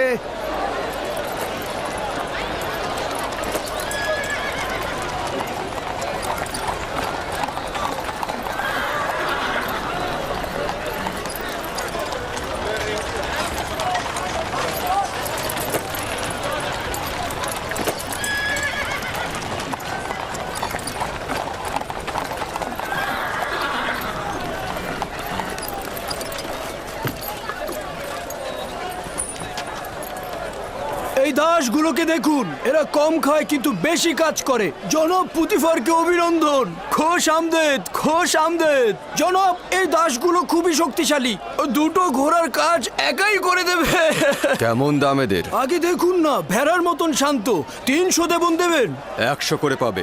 কি বলছেন জনাব? 100 দেবন অনেক কম হয়ে যায়। দেখুন কি সুন্দর চেহারা। আচ্ছা ঠিক আছে, আপনি 200 দেবন দেবেন। যতই কথা বলো 100 দেবনের বেশি তুমি পাবে না। জনাব একটু বিবেচনা করুন। ঘোড়ার মতন শক্তিশালী, ভেড়ার মতন শান্ত। আমি তোমাকে বলেছি বিক্রয় না করতে চাইলে রেখে দিতে পারো। কি বলছেন জনাব? বাচ্চাটা কিন্তু অনেক সুদর্শন, কি বলো তাই না? হ্যাঁ, সামর্থ্য থাকলে কিনে নিতাম। কথা দিব বলে। আচ্ছা ঠিক আছে, ঠিক আছে। এগুলোকে গাড়িতে তোলো, তাড়াতাড়ি গাড়িতে তোলো। জনাব, আপনি যে 200 টাকা করেন, এটা কিন্তু এই বাচ্চাটার কোনো জায়গায় পাবেন না। একদম শান্ত, ভেড়ার মতন শান্ত, ঘোড়ার মতন শক্তিশালী। এরকম দাস আপনি কোথাও পাবেন না। তবে কি জানেন জনাবে আলী, 200 করে বিক্রি করলেও কিন্তু আবার লোকসানি থেকে যায়। কিন্তু জনাব পুতিফার যখন এসেছেন তখন আমি 200 করেই দেব। দুশ্চিন্তাগ্রস্ত হয়েও না ইউসুফ, আজ এরাই তোমার খরিদ্দার। হতে পারে তুমি একদিন এদের সবার খরিদ্দার হবে। এরা আমার কাছে কি চায়? এখানে কেন ভিড় করেছে?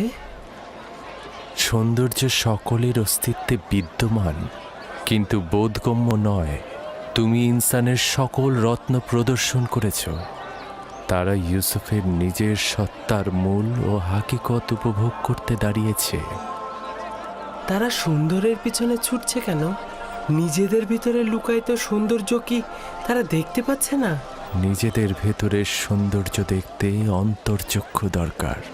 এখানে তোমার সত্তার উপস্থিতিতে তারা মূর্তিমান হয়ে গেছে। কিন্তু তা তো কেবল বাহ্যিক দৃষ্টিতেই সীমাবদ্ধ থাকে। সকলেরই দৃষ্টি রয়েছে ইউসুফ, কিন্তু অন্তর্দৃষ্টি সকলের নেই।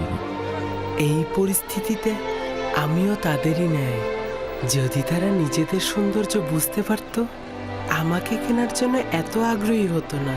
তারা না যতটা ইউসুফকে পছন্দ করার কারণে, তার চাইতেও খোদার খলিফাকে দেখার আগ্রহের কারণে হাজির হয়েছে।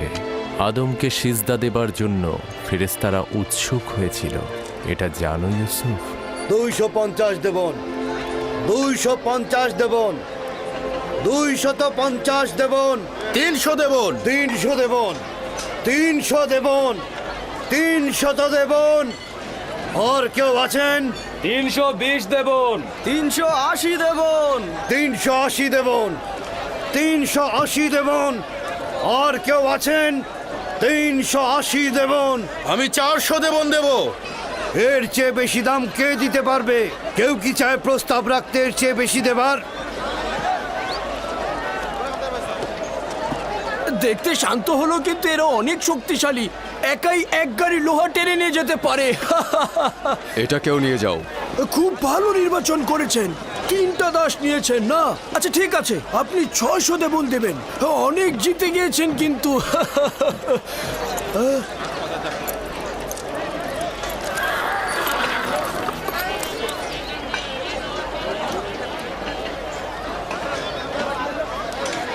এই 3 জন দাসকে দিয়ে কিন্তু আপনি 30 জনের কাজ করে নিতে পারবেন।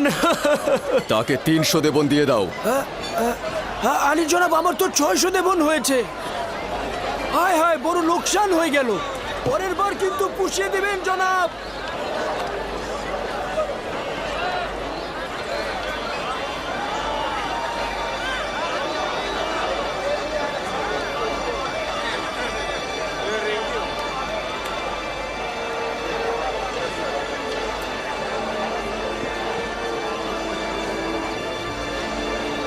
রওনা দাও।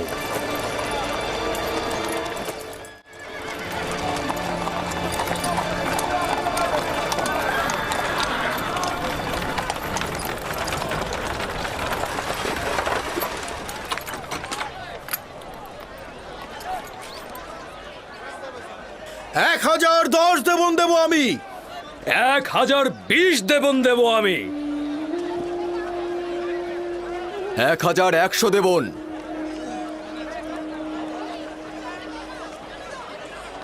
পুতিফার নিলামের ময়দানে অংশগ্রহণ করেছে, এখন কি করব? যে করেই হোক ওকে কিনতেই হবে। পুতিফার আর কতই মূল্য দেবে ওকে কিনতে? আমি ওর জন্য 1200 দেবন দেব। ওকে কিনতে 1300 দেবন দেব আমি। 1300 দেবন উঠেছে। এর চেয়ে বেশি কি কেউ দিতে চায়? যতটা মূল্য আমরা হেঁকেছি তা দিয়ে কিন্তু 10টা গোলাম কেনা যেত। কিন্তু পুতিফারকে যে করেই হোক আমাদের কিন্তু হারাতেই হবে।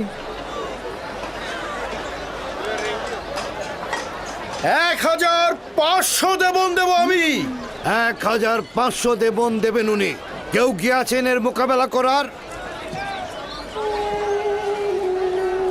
কি লজ্জার ব্যাপার, মনে হচ্ছে যেন আসবাবপত্র ক্রয় বিক্রয় হচ্ছে। এই বালক যে কত অমূল্য তা যদি এরা জানতো তাহলে একে বাজারে তুলে এরকম দরদাম হাঁকাতো না।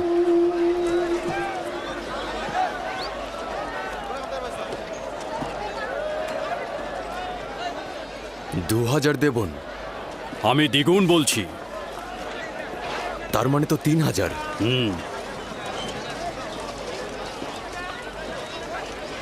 3000 দেবন। 3000 দেবন। জনাব পুতিফার সেনাবাহিনীর প্রধান, তিনি মিশরের সম্ভ্রান্তদের একজন। তিনি 3000 দেবন প্রস্তাব রেখেছেন। জনাবে পুতিফার 3000 দেবন প্রস্তাব রেখেছেন। কার এত ক্ষমতা আছে যে জনাব পুতিফারের সাথে প্রতিযোগিতায় নামে? আপনাকে মোবারকবাদ, এখন থেকে এই গোলামের মালিক আপনি। আপনাকে এই নিশ্চয়তা দিচ্ছি যে একজন পরিপূর্ণ শিক্ষিত এবং আদব কায়দা জানা একজন গোলাম কিনেছেন। অনেক সৌভাগ্য, কল্যাণ এবং বরকতময় গোলাম। এই গোলাম জনাব পুতিফারের কাছে বিক্রয় করা হলো।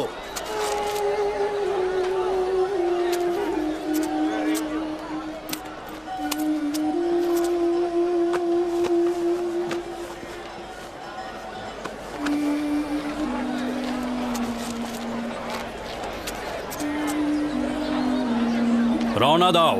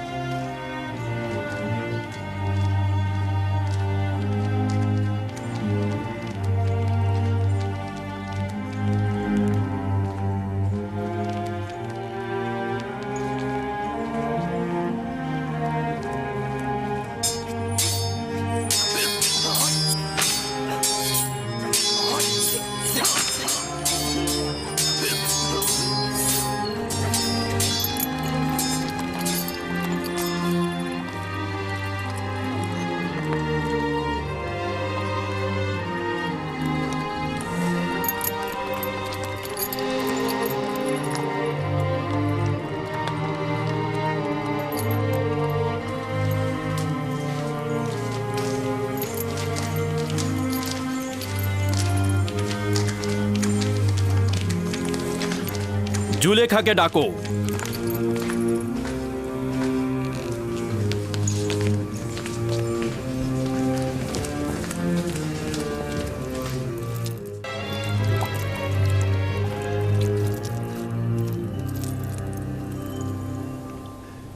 জনাবে আলী, এই অদ্বিতীয় মুক্তটাকে কোথা থেকে নিয়ে এলেন? কিনে এনেছি, তাও আবার অনেক বেশি মূল্য দিয়ে। যত মূল্য দিয়ে কেনেন না কেন, তারপরে কম হয়েছে।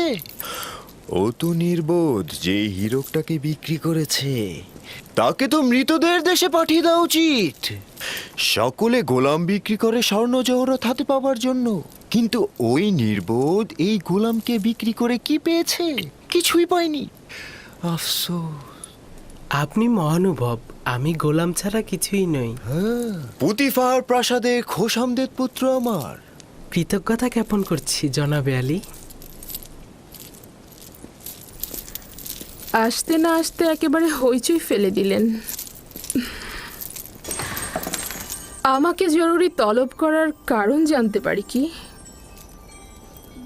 এই হাদিয়া তোমার পছন্দ হয়েছে?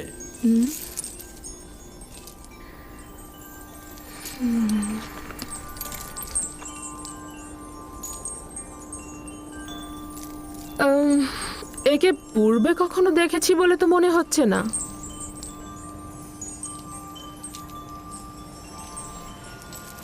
স্বপ্নে হয়তো বা কোথাও তাকে দেখেছিলাম। যাকগে সে কথা। আমার কিন্তু ওকে অপরিচিত লাগছে না।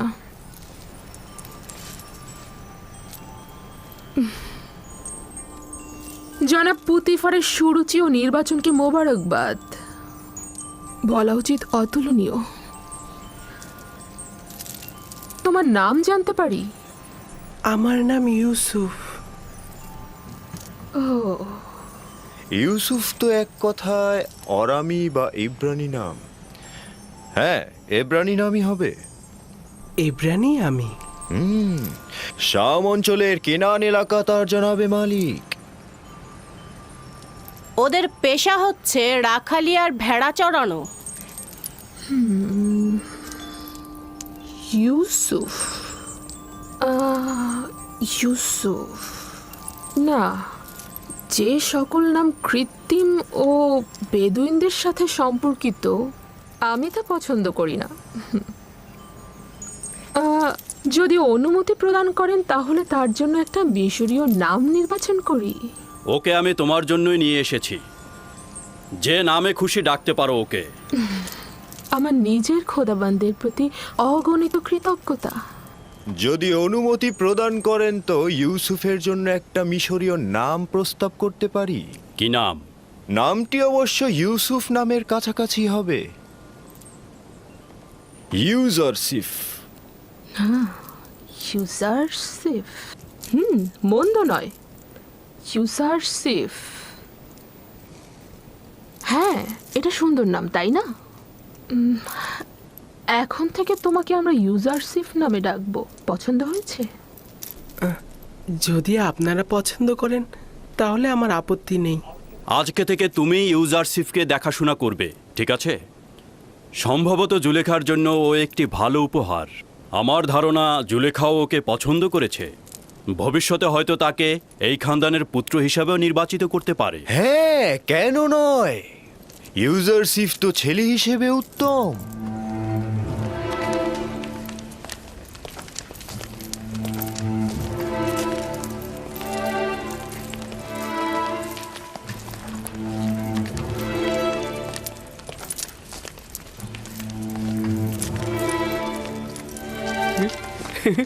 ও মা, কি সুন্দর ছেলে!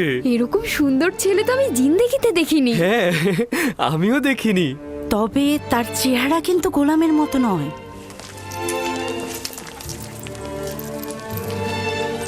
এটাই তোমার কক্ষ। পছন্দ হয়েছে?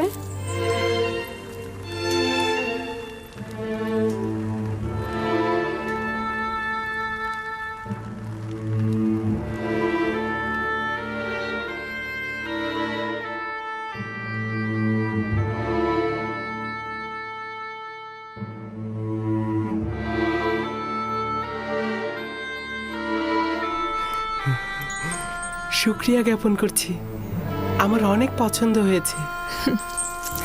ইউজারসিফের বিশ্রামের সকল ব্যবস্থা করো।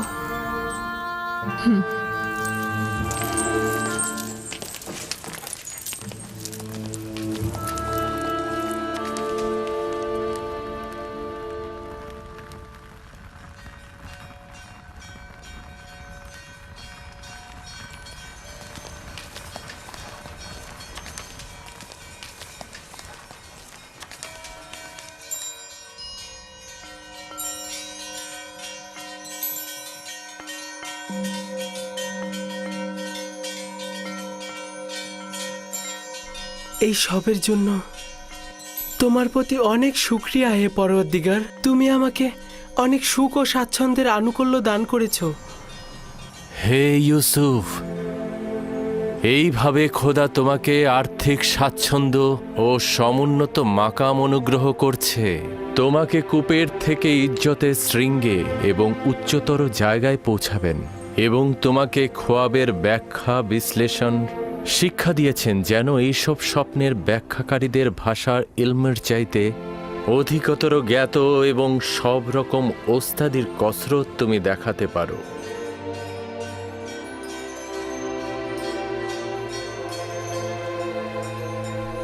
শুক্রিয়া জ্ঞাপন করছি হে পরওয়ারদিগার, শুক্রিয়া জ্ঞাপন করছি আপনাকে।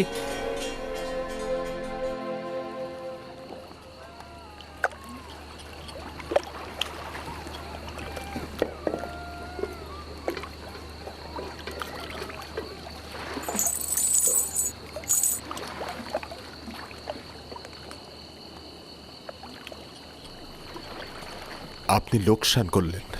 যদি এর চেয়ে বেশি স্বর্ণরৌপ্যের বিনিময়েও আপনি ইউসুফকে বিক্রি করতেন, তাহলেও লোকসানই হতো, লোকসানই হতো।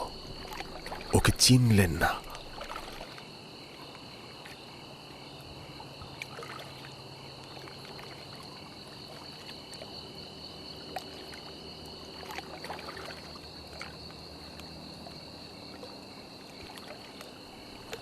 তুমি বুঝতে পারছো কি বলছো? হ্যাঁ, তুফানে আমরা আটকা পড়েছিলাম। জীবজন্তুগুলো লবণাক্ত কূপের সামনে দাঁড়িয়ে পড়ল। একবারও ভেবেছেন কেন? আপনার অধিক লাভের জন্য নাকি ইউসুফের নাজাতের জন্য? আমার মনে হয় ইউসুফের কারণে এই কূপের পানি হঠাৎ সুমিষ্ট হয়ে গিয়েছিল। ইউসুফকে চর মারার কারণে আমার হাত অসাড় হয়ে যাওয়ার কথা আপনার মনে আছে জনাবে মালিক? পরবর্তীতে ইউসুফের দোয়া আর হাতের স্পর্শের কারণেই তো আমি সাফা পেয়েছি, তাই না? জনাব মালিক, আপনি হয়তো ভুলে গেছেন যে এই ইউসুফের কারণেই আমি মরার হাত থেকে বেঁচে গেছি। ইউসুফের দোয়ায় আমরা সাফা পেয়েছি। ইউসুফের বরকতেই আমাদের সবার জীবন বাঁচল। এত সোনা রূপা পেলেন আপনি। ইউসুফ কোনো মামুলি ইনসান নয় মালিক। হ্যাঁ, তোমরা ঠিক কথাই বলছো। এগুলো আম্বিয়া ইলাহিদের উপরই অবতীর্ণ হয়, কিন্তু কেন আমি বুঝতে পারলাম না এই ইউসুফ কে ছিল, কেন সে তার পরিচয় গোপন করলো। এসব কি বললে ফালিক? কেন আমার আনন্দ আহ্লাদকে বিষণ্ণ করে দিলে? এতক্ষণ ভেবেছি কতই না লাভ করেছি, কিন্তু লাভের থেকে বেশি খেসারত দিয়েছি। হায় ফালিক হায়, আমি তো একজন গোলামকে নয়, সম্ভবত আমি একজন আম্বিয়া ইলাহিকে বিক্রি করেছি। তার ব্যবহার ও কথা বলার আদব এবং তার মহানুভবতাও লক্ষ্য করেননি। ওর বিদ্বেষহীন চোখ আর ন্যায়পরায়ণ রুহু কেন দেখলাম না? আমি আজ থেকে পূর্ববর্তী খোদাদের দোজকে নিক্ষেপ করে তার খোদাকে নির্বাচিত করেছি। আমি অবশ্যই খেসারতের ক্ষতিপূরণ দেব, আমি অবশ্যই কিছু করব।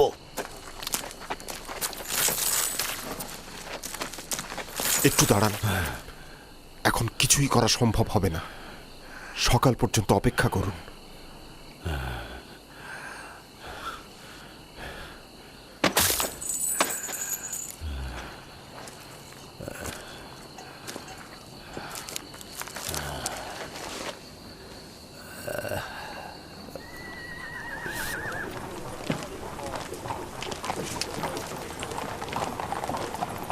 জনাব পুতিফারের প্রাসাদটা কোন দিকে?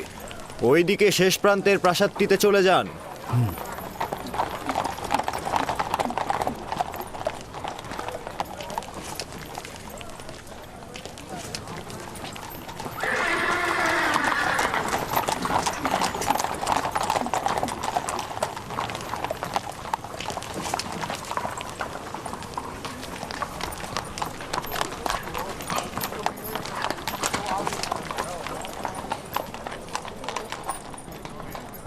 তোমরা এখানে কি চাচ্ছ?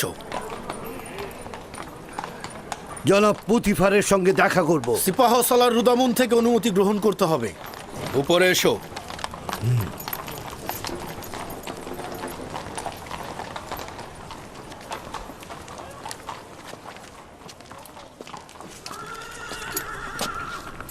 জনাব সিপাহ সালার, আলী জনাব পুতিফারের সাথে দেখা করতে চান তারা। জনাব পুতিফারের সঙ্গে কি কাজ রয়েছে তোমাদের? আপনারা তাকে বলুন যে গতকাল যে গোলাম কিনেছে তার মালিক তার সঙ্গে দেখা করতে এসেছে। আমি জিজ্ঞেস করেছি কি কাজ রয়েছে তার সঙ্গে। আর তার কাছ থেকে কিছু বেশি মুদ্রা নেওয়া হয়েছে, আমি এটা তার কাছে ফেরত দিতে চাইছি।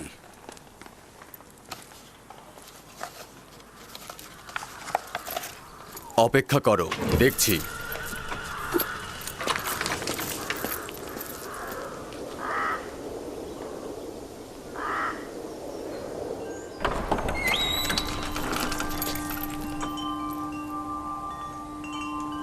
কি হয়েছে রুদামুন?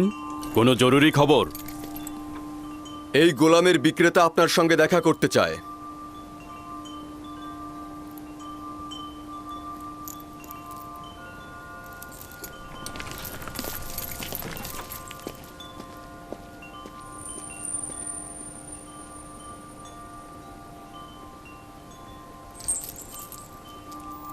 তুমি কি আনন্দিত নও ইব্রানি?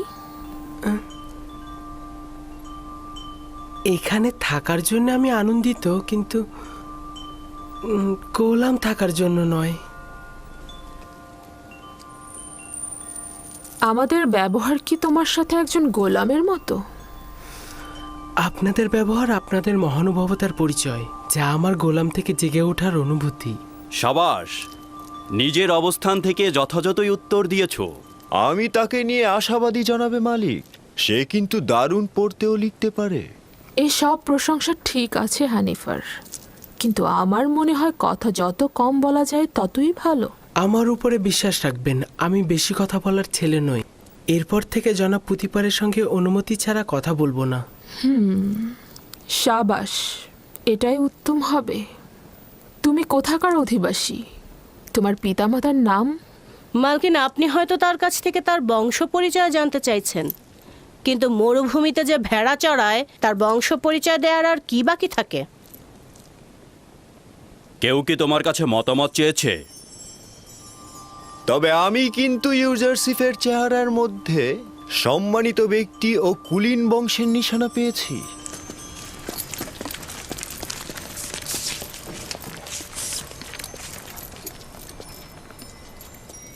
কি হয়েছে ব্যবসায়ী তোমার?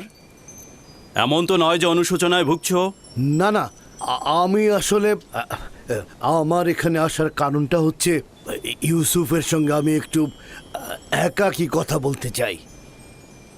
মানে ওর সঙ্গে একটু খোদা হাফেজি করতে চাই। বুঝতে পেরেছি। ইউজারসিফের সাথে সম্পর্ক থাকার কারণে স্মৃতিকাতর হয়েছ। ওদেরকে একটি পৃথক কামরার ব্যবস্থা করে দাও।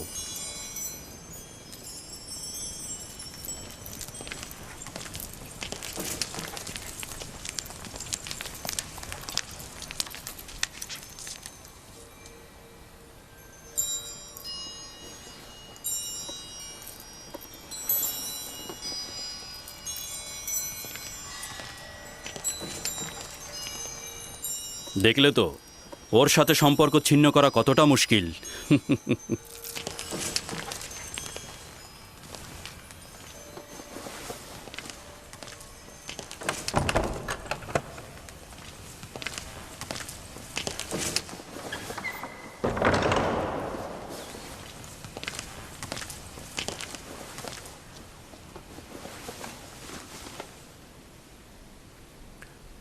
আমি এসেছি তোমার নাম পরিচয় জানতে। তুমি না বলা পর্যন্ত আমি ফিরবো না। বলেছি তো আমি সন্তান। না, এই কথা আমি অনেকবার শুনেছি। তোমার এক খোদার কসম দিচ্ছি, তোমার পরিচয় দিয়ে আমাকে শান্ত করো। তুমি অবশ্যই খোদাবন্দের কাছে প্রতিজ্ঞা করবে, এই কথা কাউকে বলবে না। আমি প্রতিজ্ঞা করছি, আমি ইব্রাহিমের খোদার কসম করছি। আমি ইউসুফ ইবনে ইয়াকুব ইবনে ইসহাক ইবনে ইব্রাহিম। হায় হায়, কি করলাম?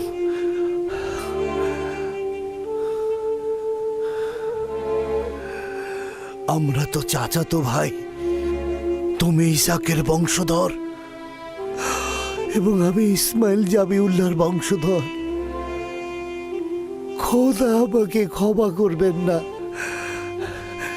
এটা কি কাজ করলাম আমি? কেন আমি তোমাকে বিক্রি করলাম? আমি জানতাম আপনি আমার চাচাতো ভাই এবং আমাকে বিক্রি করার জন্য আমি অনুতপ্ত নই।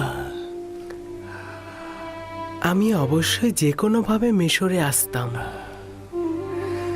এই ঘটনা খোদাবন্দের ইচ্ছাতেই সম্পূর্ণ হয়েছে। ওই সকল ঘটনা দেখে আমার তখনই বোঝা উচিত ছিল যে তুমি মামুল ইনসান নও। তুমি একজন পয়গম্বর। আমাকে ক্ষমা করো, আমি কি করছেন? পয়গম্বরকে চিনতে পারি। উঠুন, আমাকে ক্ষমা করো। আপনি শান্ত হন, উঠে দাঁড়ান। আমি তো আপনাকে আগেই বললাম যে মহান খোদা তাআলার নির্দেশেই আমাকে মিশরে আসতে হয়েছে। এটা তো আপনার দোষ নয়, আপনি আমাকে এনেছেন, আমি কৃতজ্ঞ। এই ভুলটির আমি অবশ্যই প্রতিদান দেব। এই নাও, এটি তোমার গোলামের সনদ, যা তোমার মালিকেরা স্বাক্ষর করেছে। এটা লুকিয়ে রাখো, আর তুমি এখানেই থাকো। আমি চাই না তুমি বাহাসের মধ্যে আসো।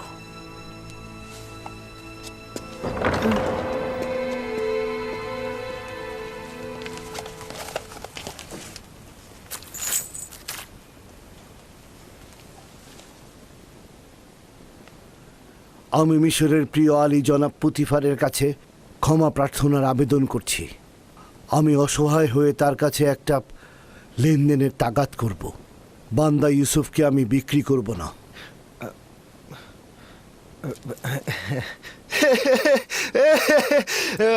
সাবাস সাবাস তোমাকে।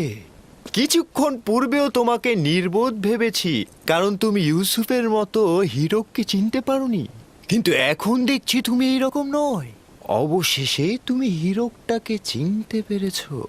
কিন্তু একটু বেশি দেরি হয়ে গেল না? বিক্রয় করবার পূর্বেই তোমাদের এটা চিন্তা করা উচিত ছিল। এখন অনেক দেরি হয়ে গেছে। জনাব পুতিফার, ইউসুফের জন্য আমি আমার সকল সম্পদ দিয়ে দিতে প্রস্তুত।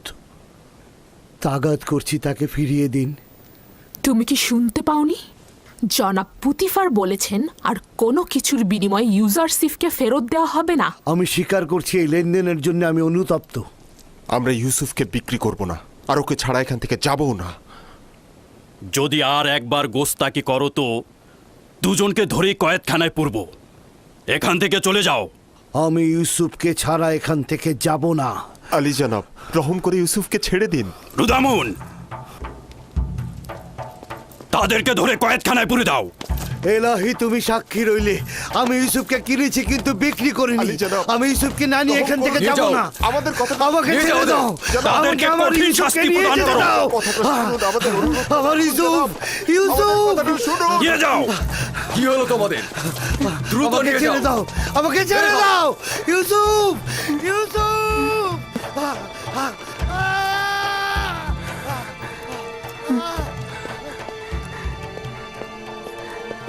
আলী জনাব, তাদেরকে ছেড়ে দিন, তারা আমার কারণেই বিপদে পড়েছে।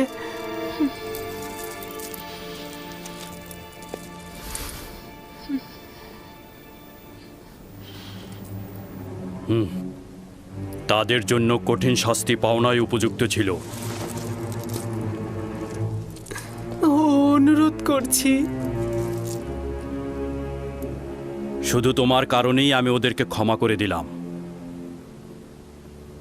তাদের আজাদ করে দিতে বলো, বন্দি করবার দরকার নেই।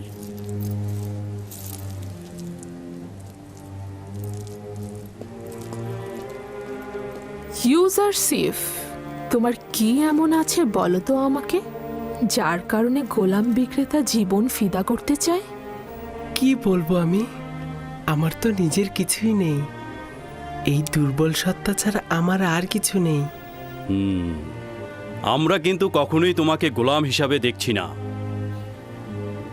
আর তাছাড়া তোমাকে যে অর্থ দিয়ে খরিদ করেছিলাম সেটাও তো ফেরত দিয়ে গেল তারা। আমি মূল্য বুঝি না এমন নয়, আমাদের মধ্যেকার সম্পর্ক লেনদেনের হোক, আমি এটা চাই না। আমি এই উপহার দেওয়ার জন্য আপনাকে শুকরিয়া জ্ঞাপন করছি। কারি মামা, ইউজারশিপকে উষ্ণ পানিতে গোসল করিয়ে পোশাক পরিধান করাও। যা আজ্ঞা আমার বানু।